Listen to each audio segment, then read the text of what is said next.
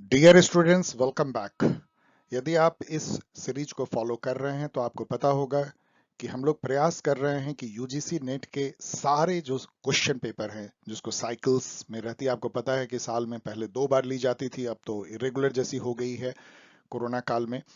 तो जितने साइकिल्स हैं, करीब 26 साइकिल्स हैं, उसको डिफरेंट डिफरेंट पार्ट में और वो भी थीम वाइज एनालाइज करें। हम लोग पार्ट 3 में पहुंच चुके हैं। पार्ट 1 और 2 में सभी थीम हम लोगों ने देख लिए हैं। पार्ट 3 में भी 3-4 थीम हम लोगों ने देख लिए हैं। आज कंपैरेटिव पॉलिटिक्स थीम पे हम लोग चर्चा करेंगे।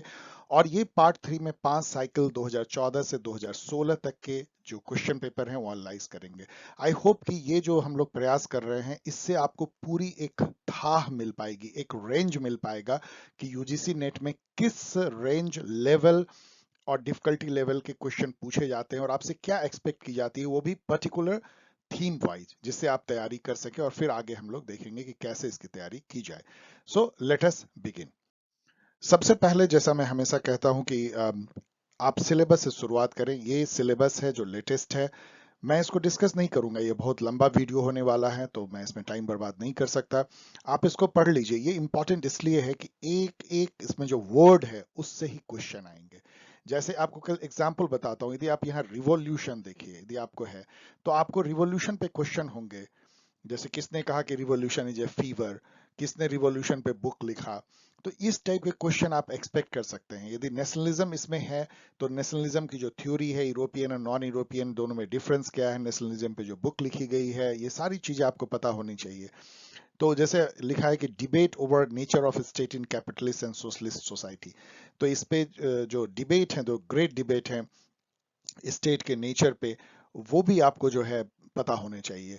तो इस टाइप के जितने भी पॉइंट इसमें आप देख रहे हैं वो कोई भी ऐसे नहीं लिख दिया गया, और उससे रिलेटेड कोई भी क्वेश्चन आप एक्सपेक्ट कर सकते हैं। रेंज ऑफ क्वेश्चन ये समझने की कोशिश कीजिए, सिलेबस से ही पढ़ाई की शुरुआत करें। अब हम लोग क्वेश्चन आंसर का दौर करते हैं शुरू। जून 2014 से मैंने इसको लिया है और जून 2016 पे खत्म किया है। 2 साल के 5 या 6 साइकिल कह लीजिए। इसमें पेपर 2 और पेपर 3 होती थी। पेपर 2 के क्वेश्चन देखें कंपैरेटिव पॉलिटिक्स से कैसे हैं। यहाँ क्वेश्चन नंबर भी लिखा गया है, आप देख सकते हैं। Which of the following does not figure in Almond and Verba's classification of political culture. ये एक बहुत ही इजी लड्डू क्वेश्चन है। आपको पता है आलमंड एंड वर्वा ने बुक लिखा था 1963 में, सिविक कल्चर करके, जिसपे उन्होंने 5 नेशन के कंट्री के बेसिस पे, जो आगे क्वेश्चन भी पूछा गया है कि कौन कौन से कंट्री थे, उन्होंने इंपेरिकल एनालिसिस की थी पॉलिटिकल कल्चर की, और उन्होंने जो है 3 टाइप का पॉलिटिकल कल्चर बताया था। वो भी आगे कहीं पूछी गई है, जिसको कि parochial, subject and participative political culture कहते हैं। और सब्जेक्ट और पार्टिसिपेटिव मिल करके एक मिक्स जो है वो सिविक कल्चर बनाता है। उसके पहले उन्होंने कहा था कि जो पॉलिटिकल कल्चर है वो और डिपेंड करती है कि जो पीपल का जनरल ओरिएंटेशन पॉलिटिक्स की तरफ कैसा है। तो कॉग्निटिव ओरिएंटेशन का मतलब है कि पीपल को पता है कि पॉलिटिक्स क्या है, पॉलिटिकल लीडरशिप कौन है, उनकी कैसी पॉलिसी, मतलब अवेयर है वो पॉलिटिक्स के बारे में। अफेक्टिव ओरिएंटेशन है कि वो केवल अवेयर ही नहीं है, अटैच भी है, उससे जुड़े हुए हैं as a voter, as a कार्यकर्ता एंड ऑल।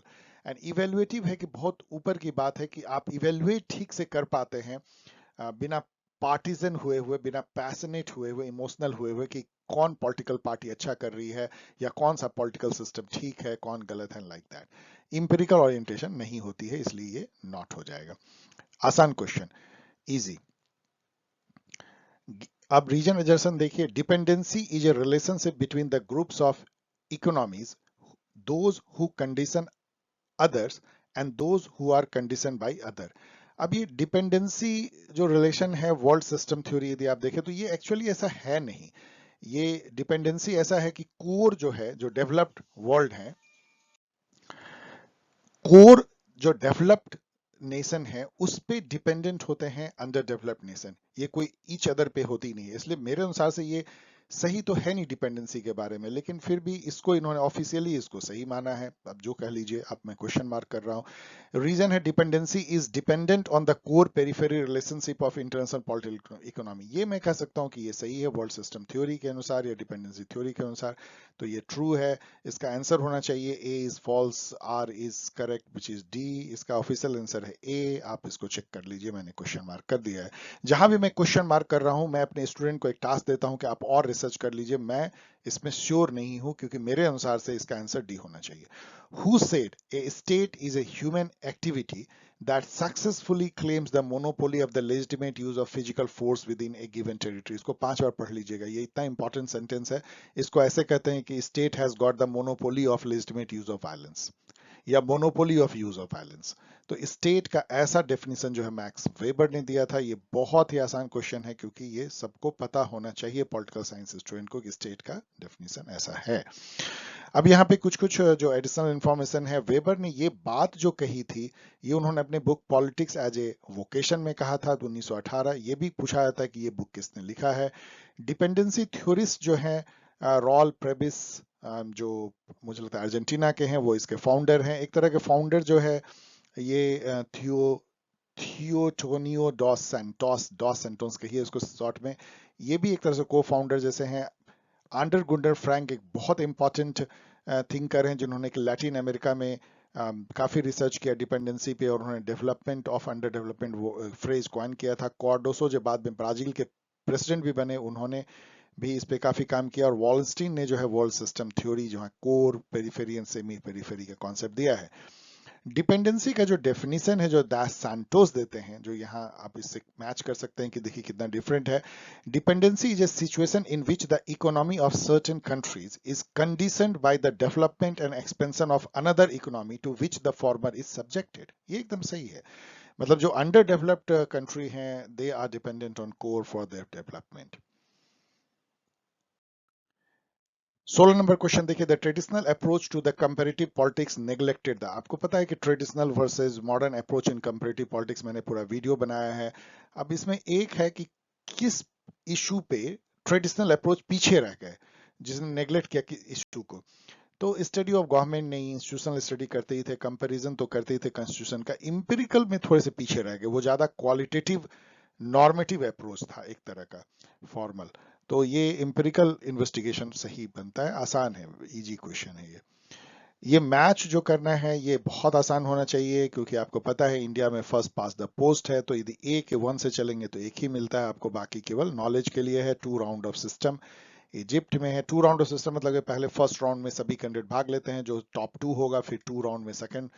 कई कंट्री में ऐसा होता है, इवन फ्रांस में भी होता है। लिस्ट सिस्टम, जिसमें कि पार्टी जो है ऐसे 1 2 3 4 ऐसे लिस्ट जो है लिस्ट ऑफ कैंडिडेट दे देती है। ओपन लिस्ट क्लोज लिस्ट दोनों होता है। एक में जो है पार्टी लिस्ट सिस्टम, मतलब कि आदमी, आपको जो बैलेट पेपर होता है उसमें पार्टी के केवल नेम है, आपको केवल पार्टी चुननी है। लेकिन जब कई बार पार्टी जो है अपने कैंडिडेट का लिस्ट ऑफ कैंडिडेट भी दे देती है। सो पार्टी लिस्ट जो है उसमें यदि पार्टी ने अपनी कैंडिडेट का लिस्ट दे दिया है, तो वो एक तरह का क्लोज जैसी हो जाती है। एक ओपन होता है कि पार्टी किसी को भी, जो भी सीट जीतेगी, अपनी कैंडिडेट उसको नॉमिनेट कर सकती है। सिंगल ट्रांसफरेबल वोट सिस्टम मैंने आपको पढ़ाया है, वो आयरलैंड में है आगे, और इस पे क्वेश्चन भी हम लोग देखेंगे। So it is very easy, ये भी आसान क्वेश्चन है। मैं मार्क भी करता जा रहा हूँ, आपको कॉन्फिडेंस हो कि कौन सा क्वेश्चन टफ है, कौन इजी है। ऑफ कोर्स उनके लिए जो मेरे साथ बने हुए हैं, या वो सीरियस स्टूडेंट जो कि ठीक से पढ़ाई कर रहे हैं। इजी और टफ जो है, ये एक कॉन्टेक्चुअल जो है असेसमेंट है। यदि इसको मैच करने देखिए तो ये डिफिकल्ट है, डेफिनेटली डिफिकल्ट है, क्योंकि इसमें बहुत फेमस ऑथर नहीं है। लेकिन यहाँ पे जो है, यदि आप काफी ज्यादा पढ़ते हैं इधर उधर, यूजीसी नेट के स्टूडेंट को बहुत एक्सटेंसिव स्टडी करनी चाहिए, तो आप इसको पकड़ लेंगे। ग्राहम वालेस ने जो है ये बहुत इंपॉर्टेंट बुक लिखी है, ह्यूमन नेचर इन पॉलिटिक्स, और यदि इसको आप पकड़ लेते हैं डी का 3, तो आप देखिए आपका ये क्वेश्चन सॉल्व हो जाता है। फिर तो आप बस नॉलेज बढ़ा सकते हैं कि किसने क्या लिखा। आप इसको देख लीजिएगा, बहुत इंटरेस्टिंग है, याद कर लीजिएगा, क्योंकि ये सब बुक बहुत इंपॉर्टेंट हैं और बहुत छुपे हुए हैं कंपेरेटिव पॉलिटिक्स में। तो ये कई जगह आपको ये रिपीट होता है, मतलब आगे आपको कहीं ना कहीं ये हेल्प यूजीसी नेट में हो जाएगा, देख लीजिएगा। Which one of the following approaches studies among others public opinion and people's political choice? Public opinion and people's political choice.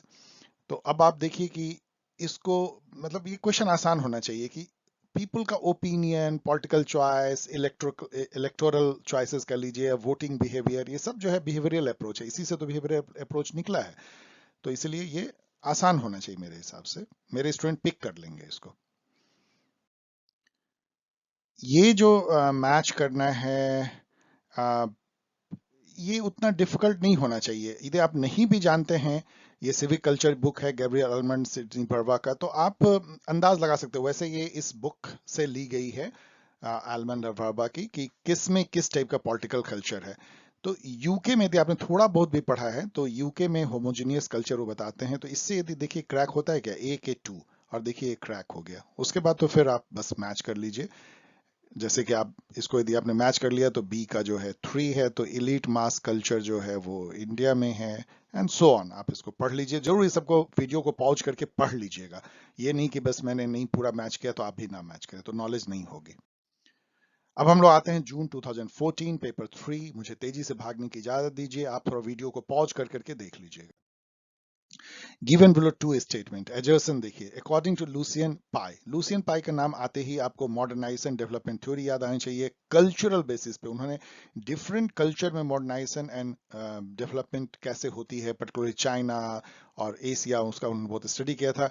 उन्होंने डेवलपमेंट सिंड्रोम का भी कॉन्सेप्ट दिया था। According to Lucian Pye, political development is characterize by equality, capacity and differentiation. यही उन्होंने कहा था, इसको उन्होंने डेवलपमेंट सिंड्रोम कहा था। और ये इसका सीक्वेंस भी याद कीजिए, कोई एक आगे क्वेश्चन भी है कि किस सीक्वेंस में। ये यूजीसी नेट का बहुत फेवरेट है कि सीक्वेंस पूछते हैं, जो कि बहुत अच्छी बात नहीं है। ऐसा पूछने की, रटने की जरूरत नहीं कि पहले इक्वलिटी आता है या पहले कैपेसिटी। ये काफी बचकाना टाइप का क्वेश्चन, लेकिन ये पूछते हैं। तो पहले इक्वलिटी आती है, फिर कैपेसिटी एंड डिफरेंशिएशन। इसके मायने क्या है उस पर पूरी क्लास ली जा सकती है।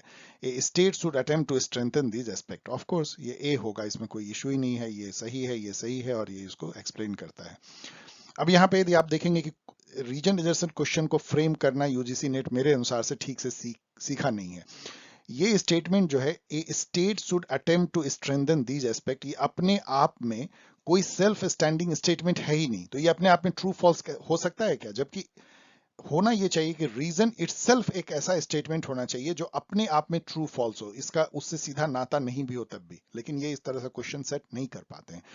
Which one of the following is not a kind of power mentioned in Alvin Toffler in his book Power Shift? अब ये तो बहुत डिफिकल्ट क्वेश्चन है कि पावर शिफ्ट क्वेश्चन जाने और फिर आप जाने, ये भी तो छुपा हुआ बुक है और उसमें उन्होंने, लेकिन ये कॉमन सेंस से आप बच सकते हैं। अब देखिए, पावर जो है, वायलेंस एक पावर है। आप किसी को कोअर्सन करते हैं कि तुम ये नहीं करो तो तुम्हें मारेंगे पीटेंगे, तो ये तो बहुत बड़ी पावर है आपके पास, यदि फोर्स है तो वायलेंस पावर हो सकता है, वेल्थ पावर होती है, नॉलेज बहुत बड़ी पावर होती है। तो एक ही बच जाता है जो कि पावर से पूरा सीधा नहीं, कि सोशल स्ट्रक्चर तो पावर देती है, लेकिन सीधा नहीं कह सकते सोशल स्ट्रक्चर पावर का डायमेंशन है। तो ठीक है, इसलिए ये कॉमन सेंस से जरूर ये क्वेश्चन आसानी से सॉल्व हो सकता है, यही इसका सही आंसर भी है।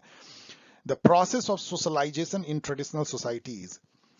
अब ये भी जो है, जो पॉलिटिकल सोशलाइजेशन को काफी स्टडी किया गया है। पॉलिटिकल सोशलाइजेशन एंड रिक्रूटमेंट क्या है कि जब कोई बच्चा बड़ा होता है तो वो कैसे, उसको समझ में आता है कि हमारे कंट्री का पॉलिटिक्स क्या है, कौन पॉलिटिकल पार्टी है, पॉलिटिकल इंस्टीट्यूशन क्या है, उसके रोल क्या है, ये पॉलिटिकल सोशलाइजेशन होता है, उसी से पॉलिटिकल कल्चर डेवलप होती है। तो जो ट्रेडिशनल सोसाइटी होते हैं उसमें डेफिनेटली डिफ्यूज होगी, मतलब कि वो काफी डिफ्रैक्टेड नहीं होगी, या अब डिफ्रेंशिएटेड नहीं होगी, तो डिफ्यूज होगी, पर्टिकुलरिस्टिक होगी, और एस्क्रिप्टिव होगी। मतलब एस्क्रिप्टिव मतलब जो जन्म से आधारित है, मतलब यदि कोई इलीट क्लास में है तो उसकी सोशलाइजेशन अलग जैसी होगी, जो गरीब में पैदा हुआ उसकी सोशलाइजेशन, पॉलिटिकल सोशलाइजेशन बिल्कुल डिफरेंट होगी। इंस्ट्रूमेंटल मतलब ये होता है, इंस्ट्रूमेंटल का मतलब क्या है ऐसे समझिए इस वीडियो से। इस वीडियो को दो तरह के मेरे स्टूडेंट देख रहे होंगे, एक जिनको कि यूजीसी नेट देना है तो उनके लिए वीडियो इंस्ट्रूमेंटल है, मतलब वो एक इंस्ट्रूमेंट है यूजीसी नेट को सफलता प्राप्त करने का, मतलब एक यूज है इसका, यूज वैल्यू है। और एक कोई बस ज्ञान के लिए देख रहा है, उसको कोई एग्जाम नहीं देना है, वैसे बहुत कम ऐसे स्टूडेंट मेरे होंगे, बस उनको मजा आ रहा है समझने में कि ये भी चीजें होती है पॉलिटिक्स में, तो वो उनका नॉन इंस्ट्रूमेंटल वैल्यू है इस वीडियो का उनके लिए, तो इसको इंस्ट्रूमेंटल, तो इंस्ट्रूमेंटल इसमें नहीं है। तो 1 2 3 जो है वो सही है, मतलब ट्रेडिशनल सोसाइटी में, ये कॉमन सेंस से आप कर सकते हैं। अब देखिए, मैच जो करना है, school of modernisation, modernisation theory 1960 70s में अमेरिकन फॉरेन पॉलिसी से गाइडेड हुई। बेसिकली वो ये था कि अमेरिका का एक पूरा प्रयास था कि सोशलिज्म या कम्युनिज्म को पूरी दुनिया में रोकना है, पूरी दुनिया मतलब थर्ड वर्ल्ड में। उनका ये मानना था कि यदि हम थर्ड वर्ल्ड को डेवलप करने की कोशिश करें उसी पैटर्न पे जैसे कि वेस्टर्न वर्ल्ड डेवलप हुआ है, मतलब democratisation, capitalism, free market economy, individualism, urbanisation, industrialisation, free and open society, एक तरह का वेस्टर्नाइजेशन सॉर्ट ऑफ, तो उससे हमारा इन्फ्लुएंस बढ़ेगा। और एक कहीं ना कहीं ये भी होगी कि सब कंट्री डेवलप करेंगे, वो तो एक उनका मोरल एस्पेक्ट था, मतलब फेस था। लेकिन ये था कि इससे कम्युनिज्म को रोका जाएगा, आइडियोलॉजिकल वॉर की तरह। उसके भी बहुत सारे स्कूल्स थे। तो उसमें यदि आप देखें तो महात्मा गांधी को देख इन्होंने आपका क्वेश्चन आसान कर दिया, क्योंकि ये इसमें से देखेंगे तो केवल नॉर्मेटिव स्कूल ही है। मतलब नॉर्मेटिव स्कूल क्या है, जहाँ पे क्या होना चाहिए। तो महात्मा गांधी तो ये सब थे कि वेस्टर्न एजुकेशन ठीक नहीं है, वेस्टर्न टेक्नोलॉजी जो है वो हार्मफुल है, लाइक दैट। तो नॉर्मेटिव स्कूल बी का 3, और बी के 3 से आपने जो 50-50 गेम जो है खेल लिया, और ये दो जो है खत्म हो गए।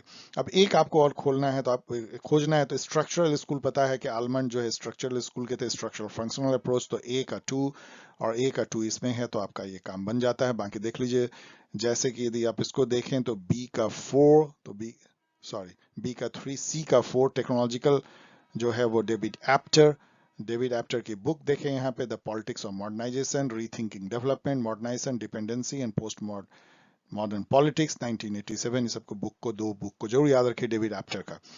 एंड साइकोलॉजिकल स्कूल जो है लर्नर ने भी काफी काम किया है इस पे, मॉडर्नाइजेशन पे उन्होंने काफी थ्योरी दी है। तो साइकोलॉजिकल स्कूल है, लर्नर के बारे में पढ़ लीजिएगा, मैं थोड़ा तेजी से भाग रहा हूँ, इसके बारे में जरूर पढ़ लीजिएगा। उन्होंने टर्की में बहुत अच्छा काम किया था, बालघाट में रिसर्च किया था। आलमंड जो है एक तरह का पितामह कह सकते हैं मॉडर्न जमाने में मॉडर्नाइजेशन या डेवलपमेंट के। The politics of developing areas and political development उन्होंने बुक लिखी है, गैब्रियल आलमंड ने। और ये स्ट्रक्चरल फंक्शनल अप्रोच के भी एक तरह के फादर हैं पॉलिटिकल साइंस में। ये इन्होंने सिस्टम थ्योरी पर बहुत काम किया, लेकिन सिस्टम थ्योरी तो उन्होंने डेविड ईस्टन से अडॉप्ट किया था। अब यहां देखिए, president and vice president of the following countries can not seek री election for a third term.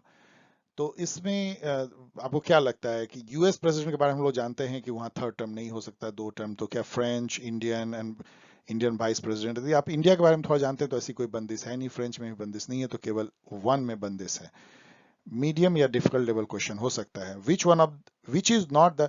अब यहाँ पे ना एक क्वेश्चन को पकड़ने की कोशिश कीजिए कि ये आपको जो पॉलिटिकल जो सिस्टम है वो यूएसए, स्विट्जरलैंड, फ्रांस, यूके कई बार, लेकिन फ्रांस, स्विट्जरलैंड और यूएसए बहुत फेमस है और इंडिया के साथ कंपेयर करते हैं, ये ध्यान रखें। तो उनका यदि आप पॉलिटिकल सिस्टम को इवन विकीपीडिया से भी पढ़ लेंगे तो आई थिंक आप काफी क्वेश्चन क्रैक कर लेंगे। Which one is not the feature of the presidential form of government of USA. देखिए फिर यूएसए का पूछ दिया। आपको पता है कि वहां प्रेसिडेंट का डायरेक्ट इलेक्शन होता है, फिक्स टर्म ऑफिस होती है प्रेसिडेंट का, fusion of power between legislature executive नहीं होता है। आपको पता है एकदम उल्टा होता है। There is no fusion of power, there is a separation of power between legislature executive presidential form में। तो ये आपको सही मिल गया क्योंकि आपको एक ही नॉट है, तो ये तो सही होगा ही। President serves as head of the state. Yes, easy question. Which one of the following countries according to Almond and Verba, जो civic culture उन्होंने लिखा, come closest to their conception of civic culture। तो उनके book में जो civic culture का जो सबसे मतलब जो सिग्नेचर कंट्री था वो ग्रेट ब्रिटेन है, जो एकदम होमोजीनियस है और एक तरह का सिविक कल्चर रखता है। सिविक कल्चर उन्होंने ये कहा था कि ऐसा पॉलिटिकल कल्चर जिसमें कि जो सिटीजन है वो अवेयर तो है अपने पॉलिटिकल सिस्टम के बारे में, पार्टिसिपेट भी करते हैं, लेकिन वो ना मतलब बहुत ज्यादा एक्टिव नहीं है अपोजिशन करने में, धरना देने में, मूवमेंट चलाने में। उनको फेथ है अपने पॉलिटिकल लीडरशिप और इंस्टीट्यूशन पे, और वो सोचते हैं कि बस हमने इलेक्शन में भाग लिया, अब जिनको हमने चुना है वो ठीक ही काम करेगा। तो इस टाइप का यदि हो कल्चर तो उसको वो सिविक कल्चर कहते हैं। Efficiency record method, efficiency record method for determining the merit for promotions is practiced in। तो ये एक तरह समझिए कि मेरिट सिस्टम है। तो ये बहुत ही इंटरेस्टिंग है कि ये आंसर तो इसका यूएसए है। आप होप कि आप रोक करके आपने देख लिया होगा वीडियो को कि क्या है, आपने गेस कर लिया होगा। यूएसए में इसलिए इंटरेस्टिंग है कि एक समय में वहां यूएसए में पैट्रोनेज सिस्टम था, या उसको पैट्रोनेज ब्यूरोक्रेसी कर लीजिए, या एक तरह का स्पॉयल सिस्टम था। मतलब कि जो मेरिट पे सिलेक्शन नहीं ब्यूरोक्रेट का होता था, इस पे होता था कि किस पॉलिटिकल पार्टी को वो सपोर्ट करते थे, उस पॉलिटिकल पार्टी की रूलिंग हो गई तो वो वैसे ब्यूरोक्रेट को अच्छे पोस्ट मिलते थे। बाद में जो है उसको खत्म किया गया। पेंडल्टन 1883 में पेंडल्टन कमीशन बैठी थी, उसने मेरिट सिस्टम लागू किया, तो आज वहाँ इफिशिएंसी रिकॉर्ड रखी जाती है, उसके बेसिस पे जो है प्रमोशन प्रैक्टिस किया जाता है यूएसए में। इंडिया में भी जो है एक तरह का इसको रखा जाता है, इसको एसीआर बोलते हैं या आप तो अपार बोलते हैं, एनुअल परफॉर्मेंस अप्रेजल रिपोर्ट होती है, उसके बेसिस पे प्रमोशन किया जाता है। सिविक कल्चर जो मैंने कहा है यहाँ लिखा है, इसको पढ़ लीजिएगा। In which of the following, 24 number question में पढ़ रहा हूं, in which of the following country जजेस are elected by the people. तो यहाँ पे आप देखें कि इंडिया में तो जज जो हैं होते नहीं हैं, यूके में भी नहीं, लेकिन यूएसए और स्विट्जरलैंड में जो है जज, मतलब कहना तो बहुत मुश्किल है कि एकदम बिल्कुल पीपल के द्वारा होते हैं, लेकिन किस किस स्टेट में ऐसा है, तो 1 एंड 2 और इस पे रिसर्च कर लीजिएगा, लेकिन इसका जो आंसर है वो यूएसए एंड स्विट्जरलैंड है। In which of the following countries the court do not have the power of judicial review. ये बहुत अच्छा क्वेश्चन है, स्टार क्वेश्चन है, ये जानना चाहिए। कई जगह जो है कोर्ट को नहीं है, जैसे यूके तो बिल्कुल सही है, यूके में नहीं है। तो अब यूके में यदि आप देखेंगे तो टू इसमें है, इसमें है, तो ये दो तो खत्म हो गई। अब इसमें 2 और 3 है और केवल 2 है, तो फ्रांस में भी जो है जुडिशियल रिव्यू की पावर नहीं है, तो इसलिए 2 और 3 जो है इसमें सही आंसर है। Who among the following said federalism is obsolescent? It is essentially negative in its effect. It is not suitable for positive action. It is financially expensive due to duplication of work.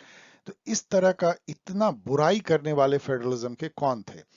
तो ये जो है ये सबसे बहुत famous comparative politics के, पहले देख लीजिए, डेविड ईस्टन ने सिस्टम थ्योरी दिया, हटिंगटन ने क्लास ऑफ सिविलाइजेशन लिखा, डेमोक्रेटाइजेशन, थर्ड वेव डेमोक्रेटाइजेशन भी लिखा, केसी वियर ने फेडरलिज्म पे काफी काम किया, इंडिया को उन्होंने जो है क्वाजाई फेडरल स्टेट कहा था। लेकिन ये जो कहा है वो लास्की ने कहा है, जिन्होंने बुक लिखा है ए ग्रामर ऑफ पॉलिटिक्स, को याद कर लीजिए, ये बुक बहुत इंपॉर्टेंट है, पूछा जाता है। लास्की एक लेबर पार्टी के लीडर थे, थोड़े Marxist oriented liberal pluralist thinker. Who among the following, और ये आप गेस कर सकते हैं, कैसे गेस कर सकते हैं कि आपको पता है कि यूके में फेडरलिज्म नहीं है, वहां पे यूनिटरी सिस्टम है, और लास्की जो है यूके के बहुत इंपॉर्टेंट थिंकर रहे हैं। Who among the following has argued that modernization could be associated with a highly differentiated political structure and a diffusion of political power and authority into all spheres of society? अब ये तो बहुत difficult है कि इस तरह का modernisation के बारे में किसने कहा। इसका आंसर इसलिए मैंने सीधा जो है ऑफिशियल आंसर मैंने दे दिया, वैसे इन्होंने इस पे काफी काम किया है मॉडर्नाइजेशन पे। Difficult, very difficult question. Consider the following statement about a constitutional government. अब ये आसान क्वेश्चन है। कॉन्स्टिट्यूशनल गवर्नमेंट आपको पता है एक लिमिटेड गवर्नमेंट होती है जो constitution and rule of law से बंधी होती है, आर्बिट्ररी एक्शन नहीं ले सकती है, डिस्क्रिशनरी पावर कम होते हैं। One where authority is derive from the constitution, ये सही है। और आपको क्या पूछा जा रहा है, कौन इसमें से ट्रू है, तो 1 2 है ट्रू, 1 2 सही है, तो 1 2 1 2 तो केवल जो है ये दो तो गायब हो गए, ये दो में से देखते हैं 1 2 3। One where the constitution and the law limit the exercise of power, तो 3 सही है। तो ये गलत जरूर होगा, where the head of the state enjoys nominal power, कोई जरूरत नहीं है। जैसे कि यूएस में head of the state president है, वो नॉमिनल पावर तो नहीं है उसको, इसलिए 4 गलत है, तो 1 2 3 सही है। Who among the following thinkers gave the concept of lion and foxes? अब ये आपको बम्प कर सकता है ये क्वेश्चन, लेकिन एक बार कर लेंगे तो फिर हमेशा याद रहेगी। ये सारे जो इसमें है एक्सेप्ट बर्नहम है, यहाँ तो गलत है स्पेलिंग, बर्नहम, इन्होंने मैनेजरियल रिवॉल्यूशन का कॉन्सेप्ट दिया है। ये तीनों जो है इलीट थ्योरी दिया। इलीट थ्योरी बेसिकली ये कहता है कि चाहे कोई भी फॉर्म ऑफ गवर्नमेंट हो, एक्चुअली एक minority intellectual propertied wealthy resourceful class, जिसको आप इलीट कह सकते हैं, वही रूल करते हैं। बाकी तो मासेस का तो काम केवल वोट देना है डेमोक्रेसी में, या ऑथोरिटेरियन गवर्नमेंट में तो वोट भी नहीं देते हैं। तो ये थ्योरी बेसिकली है। उसमें जो है पैरेटो ने, विल्फ्रेड पैरेटो जो इटाली के थे, उन्होंने concept of lion and foxes दिया है कि दो टाइप के इलीट्स होते हैं। एक लायन मतलब कि लाइन मतलब कि जो मर्जी हो उस तरह से करें, थोड़ा ऑथोरिटेरियन हो जाते हैं, सेंट्रलाइज वे में फंक्शन करते हैं एलिट्स। और एक फॉक्सेज होते हैं जो समय के अनुसार अपना रंग बदलते रहते हैं, थोड़े फ्लेक्सिबल होते हैं, उस टाइप के एलिट होते हैं, लाइन एंड फॉक्सेज। इसके अलावा पेरेटो ने सर्कुलेशन ऑफ एलिट का कॉन्सेप्ट भी दिया है। उन्होंने ये भी कहा है फ्रेज की history is graveyard of elites. इसके अलावा रेसिड्यू और डेरिवेटिव का भी उन्होंने कॉन्सेप्ट दिया, जो एक जगह यूजीसी नेट में पीछे पूछा गया था। मैं एक्सप्लेन अभी नहीं कर रहा हूं, लेकिन यदि डेरिवेटिव रेसिड्यू का कॉन्सेप्ट किसने दिया है तो वो भी विल्फ्रेड पैरेटो ने दिया है। रॉबर्ट माइकल ने जो है वो आयरन लॉ ऑफ ओलिगार्ची का कॉन्सेप्ट दिया है। सी राइट मिल ने पावर इलीट का दिया, अभी एक्सप्लेन नहीं कर रहा हूं। एंड मोज्का ने जो है रूलिंग क्लास का दिया है। सब याद कर लीजिए। रीजन एडजस्टेंट क्वेश्चन देखिए next. Parliamentary form of government is the most acceptable system in the entire world today. क्या ऐसा है? अब मैं तो इस पे ही क्वेश्चन मार्क कर रहा हूँ। मुझे नहीं लगता कि पार्लियामेंट्री फॉर्म सबसे पॉपुलर है, कि प्रेसिडेंशियल फॉर्म भी बहुत जगह है, ऑथोरिटेरियन गवर्नमेंट है। लेकिन एनीवेज इसको ये ट्रू मानते हैं, चलिए ठीक है। In the parliamentary system ministers get their democratic legitimacy from the legislature and are accountable to it. ये अपने आप में तो सही है, ट्रू है, लेकिन क्या ये इसका रीजन है इसके पॉपुलर होने का, कि जो मिनिस्टर्स होते हैं वो लेजिस्लेचर को अकाउंटेबल होते हैं इसलिए बहुत पॉपुलर है? इसका आंसर इन्होंने ए दिया। मैं क्वेश्चन मार्क कर रहा हूं, आप और इस पे पढ़ लीजिए। मैं कन्विंस नहीं हूं इस आंसर। अब हम लोग आते हैं दिसंबर 2014 पेपर 2। 10 नंबर क्वेश्चन से शुरुआत कर रहे हैं। Who of the following advocated economic theory of democracy. ये एक बहुत अच्छा क्वेश्चन है, लेकिन रिपीटेड है इसलिए आगे भी पूछा सकता है। इसमें ये बुक को जरूर याद रखिए, an economic theory of democracy 1957 में एंथोनी डॉन्स। तो सीधा आंसर है एंथोनी डॉन्स, जिन्होंने की इकोनॉमिक थ्योरी ऑफ डेमोक्रेसी दिया। अब यहाँ से एक आप और चीज पकड़ सकते हैं, ट्रिक है कि मोस्ट ऑफ द जब फ्रेजेस लिखा जाता है ना कि who gave the economic theory of democracy, basically उस पर उन्होंने बुक लिखा हुआ होता है, याद रखिए। इसलिए बुक एंड ऑथर यदि आप बहुत ज्यादा पढ़ लेते हैं, यूजीसी नेट जैसे एग्जाम के लिए से 1000 आपने पढ़ लिए, तो आपको बहुत सारे क्वेश्चन ही आपको आप पकड़ पाएंगे, क्रैक कर देंगे। Comparative politics as an autonomous discipline emerged in. तो ये आप गेस करने जैसी है, यदि आप कॉमन सेंस से भी कर सकते हैं। आपको पता होना चाहिए कि 1950s, मतलब जब वर्ल्ड वॉर 2 खत्म हुआ और नए नए कंट्री इमर्ज हुए, तो उसी टाइम में जो है सबसे ज्यादा कंपैरेटिव पॉलिटिक्स जो है वो इवॉल्व किया, क्योंकि तब फिर कंपैरिजन होने लगे ना, developed versus developing and all. Behavioural revolution भी आ गया था। Which of the following are the characteristic of a system according to Almond. Almond ने जो है डेविड ईस्टन से सिस्टम थ्योरी लिया, उस पर काफी वर्क किया। Structural functional approach, input output and derivative जो अप्रोच है, ये सब आलमन एंड पॉवल ने मिलकर के किया था।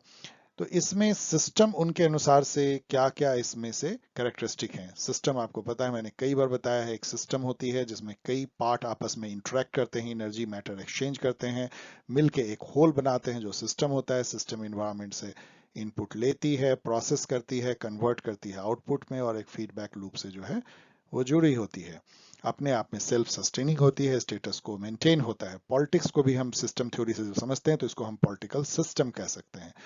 तो ये कॉम्प्रिहेंसिवनेस, इंटरडिपेंडेंस, एग्जिस्टेंस ऑफ बाउंड्री, तो बाउंड्री तो होगी ही, तो 3 जरूर होगा। तो 3 देखिए आपको 3 में है, तो एक तो गायब हो गया। इंटरडिपेंडेंस भी होती है, तो 2 होना चाहिए। कॉम्प्रिहेंसिवनेस भी है। अवेलेबिलिटी ऑफ रिसोर्स छोड़ करके मुझे लगता है कि सब कुछ है, तो 1 2 3 सही होना चाहिए। आप चेक कर लीजिएगा, लेकिन मैं मेमोरी से अब बोल रहा हूँ कि 1 2 3, एंड मुझे लगता है कि यही अवेलेबिलिटी ऑफ रिसोर्स नहीं है, ऑफिशियल आंसर यही है, और मुझे भी सही लग रहा है। Who among the following has used the concept of goal changing feedback and learning? अब ये जो है क्वेश्चन डिफिकल्ट हो सकता है, लेकिन यदि आपने कार्ल ड्यूस को पढ़ा है और उनके कम्युनिकेशन थ्योरी के बारे में थोड़ा भी पढ़ा है, ये बुक के बारे में आप जानते हैं कम्युनिकेशन थ्योरी। उन्होंने जो बुक लिखा था उसका नाम था नर्व्स ऑफ गवर्नमेंट, वो आगे मैंने एक जगह दिया भी है। और बेसिकली उन्होंने कम्युनिकेशन थ्योरी डिस्कस किया था कार्ल ड्यूस। वो पूरे पॉलिटिकल सिस्टम को कम्युनिकेशन के नजरिए से देखते हैं, जिसको कि आप एक तरह से सिस्टम अप्रोच भी कह सकते हैं, और उसको साइबरनेटिक्स भी कहते हैं। कम्युनिकेशन एंड कंट्रोल सिस्टम वो फैक्ट्री में भी यूज होती है, और उसी को उन्होंने यूज किया था। उसमें ये सब वर्ड उन्होंने फ्रेज यूज किए थे, goal changing, feedback, learning, load, gap and all. तो ये आगे भी क्वेश्चन पूछा गया, हम लोग देखेंगे। Karl Deutsch. The cultural thrust in comparative politics became prominent. तो जो पॉलिटिकल कल्चर अप्रोच जो है, आपको पता है कि सिडनी और बड़ा सिडनी बर्बान आलमंड ने जो है 1963 में लिखा था, इसलिए उससे आप पिक कर सकते हैं उस क्वेश्चन का कोरिलेटिव नॉलेज से कि ये 1960s में हुआ होगा, और सही आंसर भी यही है। तो इस तरह से आप यदि बुक्स एंड ऑथर को, मैं दूसरी बार कह रहा हूं, यदि आप बहुत ज्यादा पढ़ लेते हैं तो आप काफी क्वेश्चन को क्रैक कर सकते हैं। अब यहाँ पे मैच करना है तो मुश्किल नहीं होना चाहिए, इसलिए क्योंकि डेवलपमेंट ऑफ अंडर डेवलपमेंट बहुत ही इंपॉर्टेंट फ्रेज है आंडर गुइंदर फ्रैंक का, भी मैंने बोला। तो बी का 4, तो बी के 4 में ये दो आपको, तो ये 50-50 गेम आपने जो है, लेकिन 50 गेम नहीं, इसमें बी का 4 में ये भी है, तो बहुत ज्यादा आपको हेल्प नहीं हुआ। अब देखिए, अब यहाँ पे देखिए, नेशन एंड ऑर्गेनाइज ह्यूमन मास, ये किसने कहा था? तो मास के बारे में जहां पे भी आए तो आप ओर्टेगा के सेट को याद कीजिए, मास एंड माइनॉरिटी का इन्होंने थ्योरी दिया था, इलीट थ्योरी भी कह सकते हैं। तो डी का 3, तो डी का 3 से तो आपको एक ही है, और ये आपको यहाँ से लग जाता है, हो जाती है। यहाँ पे मॉडर्नाइजिंग ओलिगार्की का कॉन्सेप्ट जो है एडवर्ड सील ने दिया है। उसके बाद तो आपका आसान है, तो पॉजिटिव फीडबैक जो है, फीडबैक कार्ल ड्यूस ने दिया है। ओके, सो इस तरह से आप इसको थोड़ा, इसको आप डिफिकल्ट मान सकते हैं या मीडियम कह सकते हैं, मीडियम टू डिफिकल्ट। अब यहाँ पे जो एडवर्ड सील के बारे में जो है, हमने काफी चीजें आपको बताई है, इसको पढ़ लीजिएगा। ये बहुत बार पूछा जाता है कि एडवर्ड सील ने जो डिफरेंट टाइप के रेजीम का जो जिक्र किया है, वो भी पूछा जाता है। पॉलिटिकल डेमोक्रेसी, ट्यूटलरी डेमोक्रेसी, मॉडर्नाइजिंग ओलिगार्ची जो यहाँ दिया गया है, एंड टोटलिटेरियन ओलिगार्ची, ट्रेडिशनल, 3 टाइप की ओलिगार्ची इन्होंने दिया। ओलिगार्ची क्या होती है? जब कुछ वेल्दी लोग, वेल्दी रिसोर्सफुल लोग मिलकर शासन करते हैं, उस फॉर्म, शासन के फॉर्म को ओलिगार्ची बोलते हैं। लेकिन वहीं पे जब नॉलेजेबल वाइज कुछ लोग मिलकर शासन करते हैं तो उसको एरिस्टोक्रेसी बोलते हैं। यही डिफरेंस है एरिस्टोक्रेसी और ओलिगार्ची में। The cultural thrust in comparative politics become, ये हम लोग क्वेश्चन कर चुके हैं 1960। Riots and demonstration are the example. अब ये जो है आलमंड ने जो है 4 टाइप का जो है, जो ग्रुप होती है, जो मूवमेंट करते हैं, इंस्टीट्यूशनल, जो जो पॉलिटिक्स में, जैसे कि इंस्टीट्यूशनल ग्रुप हैं, एसोसिएशनल ग्रुप हैं, नॉन एसोसिएशनल ग्रुप हैं, एनोमिक ग्रुप हैं, जो स्पॉन्टेनियस मूवमेंट करने लगते हैं, वो उन्होंने बताया इंटरेस्ट एंड प्रेशर ग्रुप के कैटेगराइजेशन में। तो उसमें जो है ये सब तो नहीं है। जो राइट एंड डिमॉन्स्ट्रेशन जो है, एनोमिक ग्रुप है, जो अचानक उठ खड़े होते हैं, मतलब बिना किसी ऑर्गेनाइजेशन के, बिना किसी ऐसे फॉर्मल वे में जुटे हुए, कोई प्लान ऑफ एक्शन बनाए हुए, एनोमिक इंटरेस्ट ग्रुप, इसको हेलमैन ने कहा है। Who said revolution are the festivals of oppressed and exploited. आपने देखा कि रिवॉल्यूशन आपके सिलेबस में है, इसका मतलब रिवॉल्यूशन के बारे में सब कुछ जानना है। तो ऐसा किसने कहा होगा कि revolution are the festivals of oppressed and exploited? तो ये लेनिन ने कहा है, लेकिन मैं फिर अभी मेमोरी से बोल रहा हूं, तो आप इसको चेक कर लीजिएगा। मुझे लगता है कि लेनिन ही ऑफिशियल आंसर है, और सही भी है। Who among the following has defined legitimacy? Legitimacy क्या होती है? कोई ऑथोरिटी है, उसको आप मानते हैं कि वो सही है, जैसे अभी हमारे प्राइम मिनिस्टर हैं, वो लेजिटिमेट ऑथोरिटी है। अब लेकिन वही लेजिटिमेसी बहुत कम हो जाती है, जैसे पाकिस्तान में इमरान खान प्राइम मिनिस्टर तो हैं, लेकिन एक बार जब वो माइनॉरिटी में आ गए हैं, ऐसा लगता है, तो वो उनकी लेजिटिमेसी बहुत कम हो जाती है, मतलब लोग उनको प्राइम मिनिस्टर मानना से इनकार करने लगते हैं, इसको लेजिटिमेसी कहते हैं। तो लेजिटिमेसी को डिफाइन किया है, conviction on the part of the member that it is right and proper to accept and obey the authorities, तब वो लेजिटिमेट होता है। तो ये किसने कहा है? तो ये डेविड स्टन ने कहा है। मैंने ऑफिशियल आंसर लिख दिया है, क्योंकि इस तरह के क्वेश्चन डिफिकल्ट होते हैं पिक करना, किसने क्या कहा। आप जानते हैं तो जानते हैं, मतलब तभी आप इसको क्रैक कर सकते हैं जब ये क्वेश्चन रिपीट होती है। Who among the following has classified dependency into colonial dependency, financial industrial dependency, technological industrial dependency? तो ये इसको जो है दॉस संतोष ने किया है। ये भी डिफिकल्ट क्वेश्चन है, ये इसलिए इसका आंसर मैंने यहाँ पे दे दिया है। अब हम लोग आते हैं दिसंबर 2014 पेपर 3 में। यदि अब तक आप ऊबने लगे हैं तो आपकी कोई गलती नहीं है, आप इसको पार्ट पार्ट में देखिए, मेरी सलाह होगी। Comparative politics is the study of, it is so easy, मतलब ये सब लड्डू क्वेश्चन है, मेरे कोई स्टूडेंट कर सकते हैं। इसमें तो ऐसे भी कर सकते हैं आंख मूंद के कि सबसे बड़ा स्टेटमेंट क्या है, यही सही होगा, पढ़ लीजिएगा। सबसे बड़ा स्टेटमेंट सही।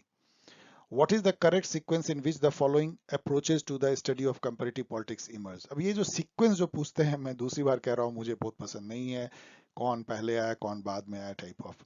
तो ठीक है, आप समझ सकते हैं कि सबसे पहले फिलोसफिकल अप्रोच आया होगा, फिलोसफिकल नॉर्मेटिव अप्रोच। ये तो पुराने जमाने से जब एरिस्टोटल करते थे उस समय से, तो 1 से शुरुआत हो रही है, तो आपको अपने 50-50 नहीं, ये 3 है, एक केवल खत्म हुआ।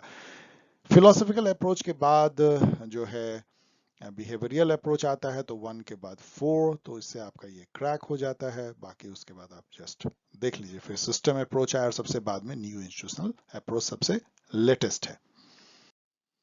Identify the correct sequence of the following, again फिर सीक्वेंस, तो ये सीक्वेंस भी स्टूडेंट याद कर लेते हैं, मैं कहता हूँ याद कर लो। ये अगेन आलमंड ने दिया है।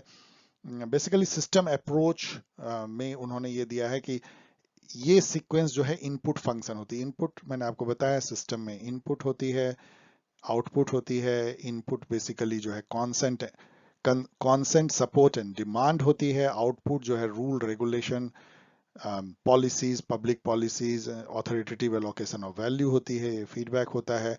उसमें जो इनपुट फंक्शन जो सिस्टम की होती है, उसमें कुछ इनपुट फंक्शन को उन्होंने सीक्वेंस दिया था। सबसे पहले जो है पॉलिटिकल सोशलाइजेशन होती है, आपको मैंने बताया क्या है। फिर इंटरेस्ट, तो 4 से शुरू होगा, तो 4 से एक ही शुरू हो रहा है, आपका क्रैक हो गया, अब आप चेक कर लीजिए। उसके बाद आर्टिकुलेशन होगा, फिर एग्रीगेशन होगा और पॉलिटिकल कम्युनिकेशन होगी।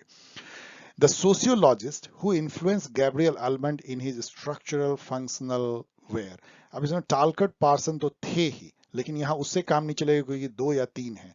तो दूसरे जो है उनको मैक्स वेबर हैं, तो वेबर एंड पार्सन ने, बेसिकली टालकट पार्सन ने जो है पहले स्ट्रक्चरलिज्म पे काफी कॉन्सेप्ट दिए थे, उसको जो है आलमंड ने यूज किया अपने स्ट्रक्चरल फंक्शनल अप्रोच पे। यहाँ पे ये भी याद कर लीजिए कि इंडियन पॉलिटिक्स को एनालाइज करते समय Morris Johns and Rajni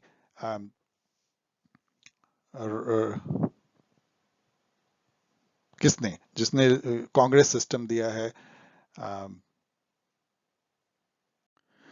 yes right, Rajni Kothari, जिन्होंने की कांग्रेस सिस्टम दिया। तो रजनी कोठारी और मॉरिस जॉन्स दोनों ने जो है आलमंड की जो स्ट्रक्चरल फंक्शनल अप्रोच है उसको इंडियन पॉलिटिक्स को एनालाइज करने में यूज किया। ये भी बात आपको याद रखनी चाहिए।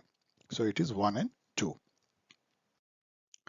Which of the following government system is considered to be offspring and successor of the theory of separation of power?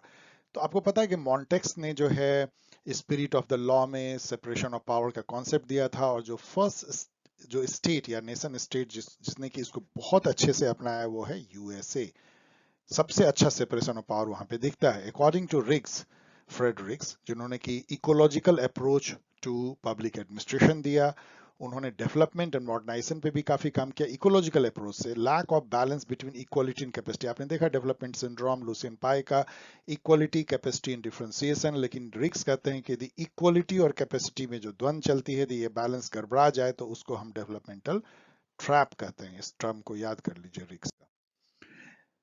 अब इस बुक को अरेंज करने के लिए कहा गया है। अब मैंने यहाँ पे सारे बुक दे दिए हैं, आप अरेंज कर लीजिएगा। मैं यहाँ पे इसको आपको छोड़ के जा रहा हूँ। इस बुक को भी, ये सारे इतने इंपॉर्टेंट हैं कि इसको याद कर लीजिएगा। ये मैं इसको अब टाइम इस पे नहीं बिता रहा हूँ, आप यहाँ पे देख के मैच कर सकते हैं। Which of the following statement about the Vice President of India and Vice President of America are true? देखिए ट्रू फॉल्स में कभी ये मत सोचिएगा फॉल्स है या ट्रू, इसको ध्यान से देखिएगा, बहुत स्टूडेंट्स पे गलती करते हैं। ट्रू यहाँ खोजना है। Both the Vice President are elected, सही है। Both of them are presiding officer of their respective upper houses, okay. Both the Vice President are not the member of their respective houses, जरूरी नहीं है, लेकिन casting vote जो है वो ये नहीं देते हैं।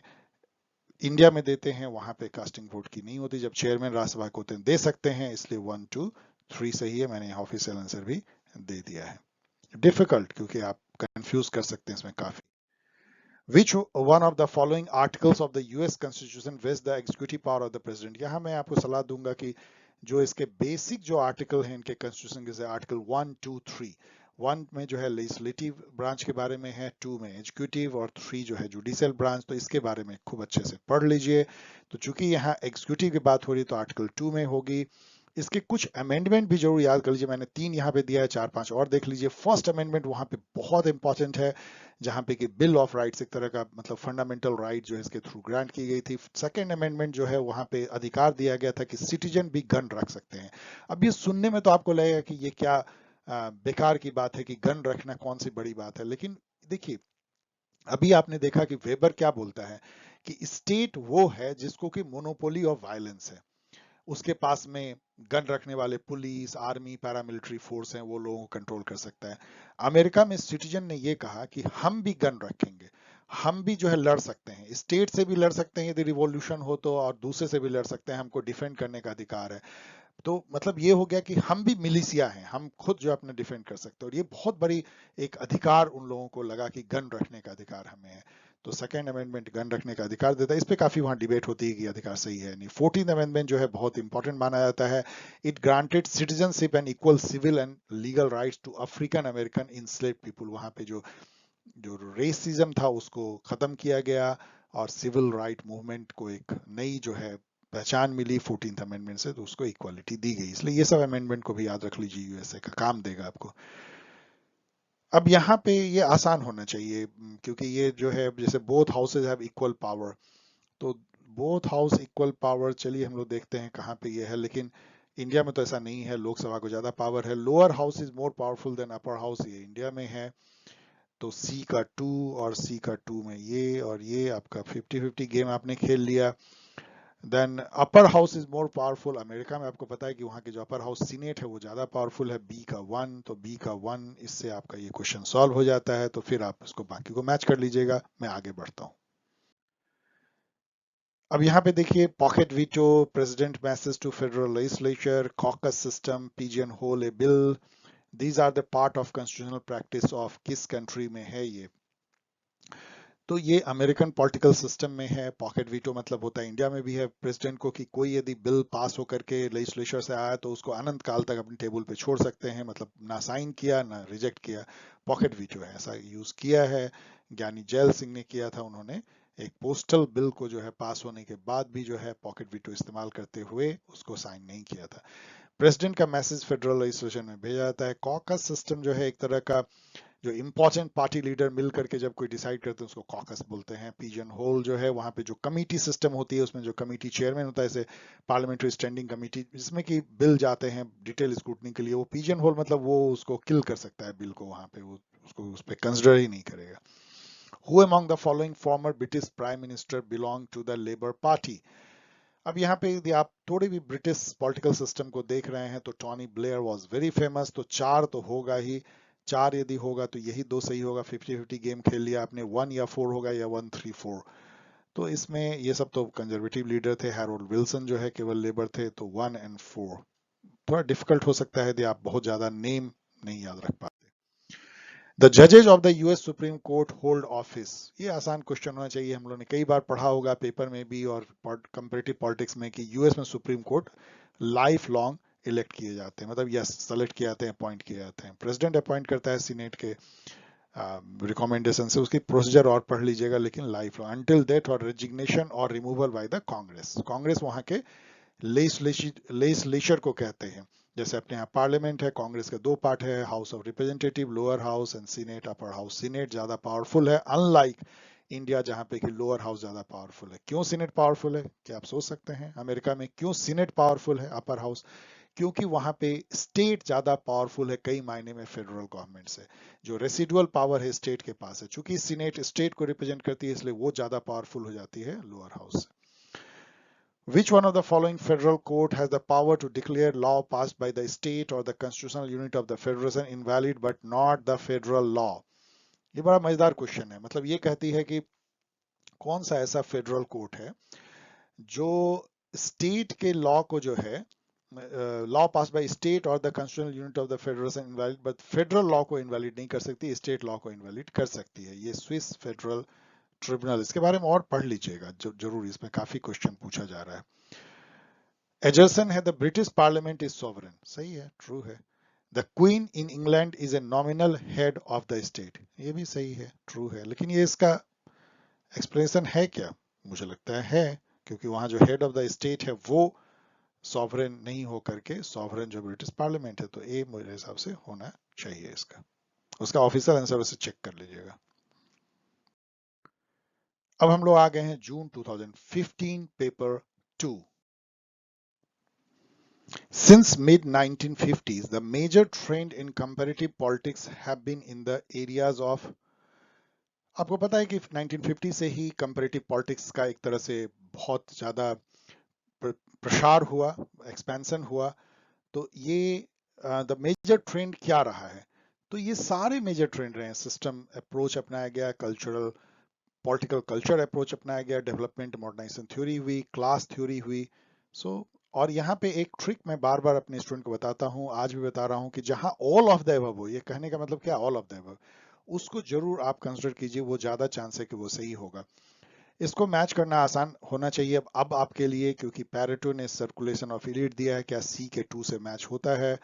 तो आपने 50-50 गेम तो इससे ही खेल लिया।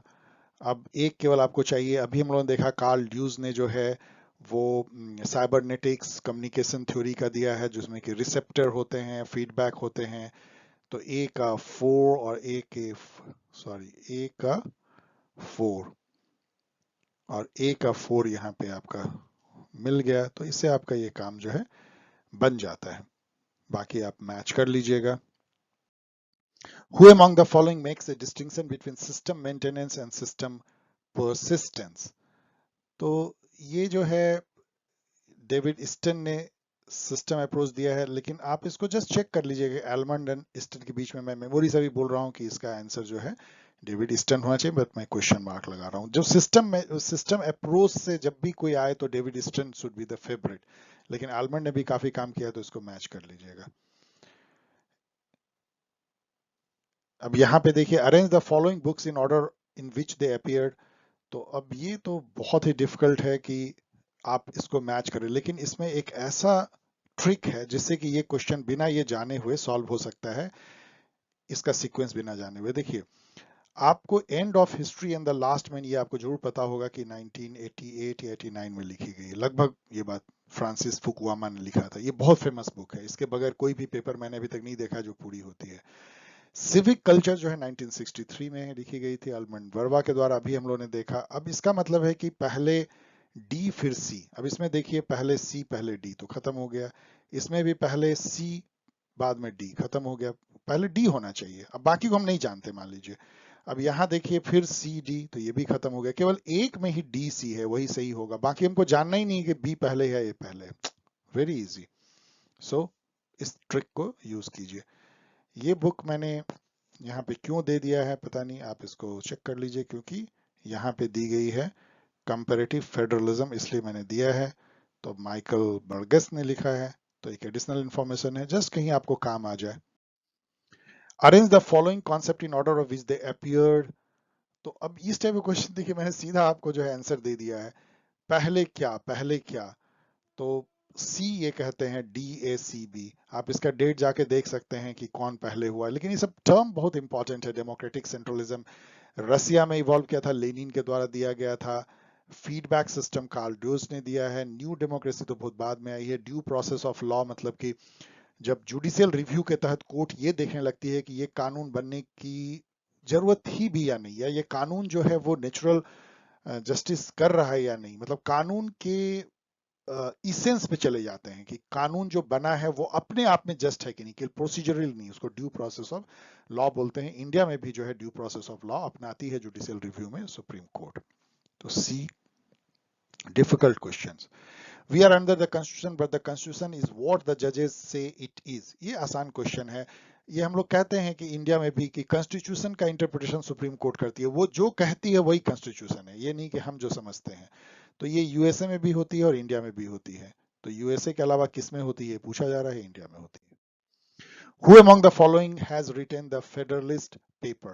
ये क्वेश्चन डिफिकल्ट हो सकता है, आप जानते हैं तो जानते हैं। इसमें बहुत फेमस जो पॉलिटिशियन थे अर्ली यूएसए के, जेम्स मेडिसन, उन्होंने लिखा था फेडरलिस्ट पेपर। फेडरलिस्ट पेपर मतलब ये है, उस समय में एक तरह का वेज था, एक तरह का डिवीजन था यूएसए में, federalist versus non federalist. Federalist वो थे जो फेडरल गवर्नमेंट के समर्थक थे, और नॉन फेडरलिस्ट स्टेट को ज्यादा पावर देना चाहते थे। Who among the following argued that belief in the principles of authority is the only reliable means of securing order? अब ये एक बहुत डिफिकल्ट क्वेश्चन हो सकता है। इसका सही आंसर है जोसेफ डी मैस्ट्रे। ये जो है फ्रेंच रिवॉल्यूशन के बाद जो रेन ऑफ टेरर हुआ था, उसमें ये काफी प्रोमिनेंट थे ये फिलोसफर। उन्होंने ये बात कही थी। Who among the following has argued that electoral system determine the nature of the party system? कौन कहेगा ये डुवर्जर लॉ भी है कि जो जैसे first pass the post system है वो टू पार्टी सिस्टम में कन्वर्ट हो जाती है लॉन्ग रन में, एंड जो जो प्रोपोर्शनल रिप्रेजेंटेशन इलेक्टोरल सिस्टम है वो कोलिशन या मल्टी पार्टी सिस्टम देती है, डुवर्जर लॉ। लेकिन इसका ऑफिशियल आंसर कुछ और है, इसको चेक कर लीजिएगा, मुझे लगता है पक्का उसके आंसर में प्रॉब्लम है। एजर्सन देखिए, political development approach came under criticism in the mid 60s। ठीक है, 60s-70s में आया था, इस पे काफी क्रिटिसिज्म हुई। The approach based on the experience of the United state and western Europe has limited relevance in the third world. Yes, ये सही है, ये बिल्कुल सही है। सो ए इज द राइट आंसर। अब हम लोग पहुंच गए हैं जून 2015। What is the correct sequence of the following characteristic of political development? ये मैंने कहा था कि आपको ये बाद में क्वेश्चन आएगा, आपने देखा होगा लुसियन पाई ने दिया था, development syndrome, equality, capacity differentiation, इसी क्रम में आती है। तो BAC, easy question. What is according to David Easton the correct sequence of the following? ये sequence this is a bad way of, please don't mind, मैं बार बार बोल रहा हूँ लेकिन मुझे बहुत उटपटांग लगती है। एनीवेज, इसकी जो सीक्वेंस है, ये यहाँ मैंने आंसर ही दे दिया है, ये बी है। हम देख लीजिए CABD, बस इसको मैं इससे अधिक नहीं बोलूंगा। इसमें जो चीजें हैं उसको आपको समझना चाहिए, लेकिन यहाँ पे उतना टाइम नहीं है कि उसको हम बता सकें। जो पॉलिटिकल सिस्टम में आपको पता है कि इनपुट आउटपुट सिस्टम होती है, ये सिस्टम है, इसमें ये आउटपुट है, ये इनपुट है। सो जो सोशियो कल्चरल, जो रेगुलेटरी मैकेनिज्म जो जो इसको स्टेटस को मेंटेन करता है या इसको बनाए रखता है, उसमें social cultural norms, communication channel, gate keeping, जो बाउंड्री पे ये जो बाउंड्री है, ये गेट कीपिंग का काम जो है पॉलिटिकल लीडरशिप करते हैं। गेट कीपिंग की क्या वैल्यू जो है वो सिस्टम में इंटर होनी चाहिए, किसको वो रिजेक्ट कर देंगे, और रिडक्शन प्रोसेस। तो ये मतलब रिडक्शन प्रोसेस मतलब कि बहुत कॉम्प्लेक्स चीजों को भी सिस्टम जो है बहुत ही रिड्यूस करके बहुत ही सिंपल वे में उसको ग्रहण करता है। तो ये सब सिस्टम अप्रोच का जो है फायदा है, और इसकी सीक्वेंस यहाँ पे दी गई है जो बी से होती है। ये तो बहुत ही डिफिकल्ट जो है ये मैचिंग हो सकती है 18 नंबर, लेकिन इसको मैंने इसलिए क्रैक कर दिया क्योंकि मुझे केवल ये पता था कि रोलैंड वॉट्स जो है उन्होंने कंपेयरिंग फेडरल सिस्टम का कॉन्सेप्ट दिया है, बुक लिखा है। यहाँ पे देख सकते हैं comparing federal system, Roland Watts. और यदि हम डी के 2 को देखें तो डी के 2 में एक ही है और ये क्रैक हो जाता है, बाकी को मैच कर लीजिएगा। तो इस तरह से केवल एक भी यदि आप जानते हैं तो आप क्रैक कर सकते हैं।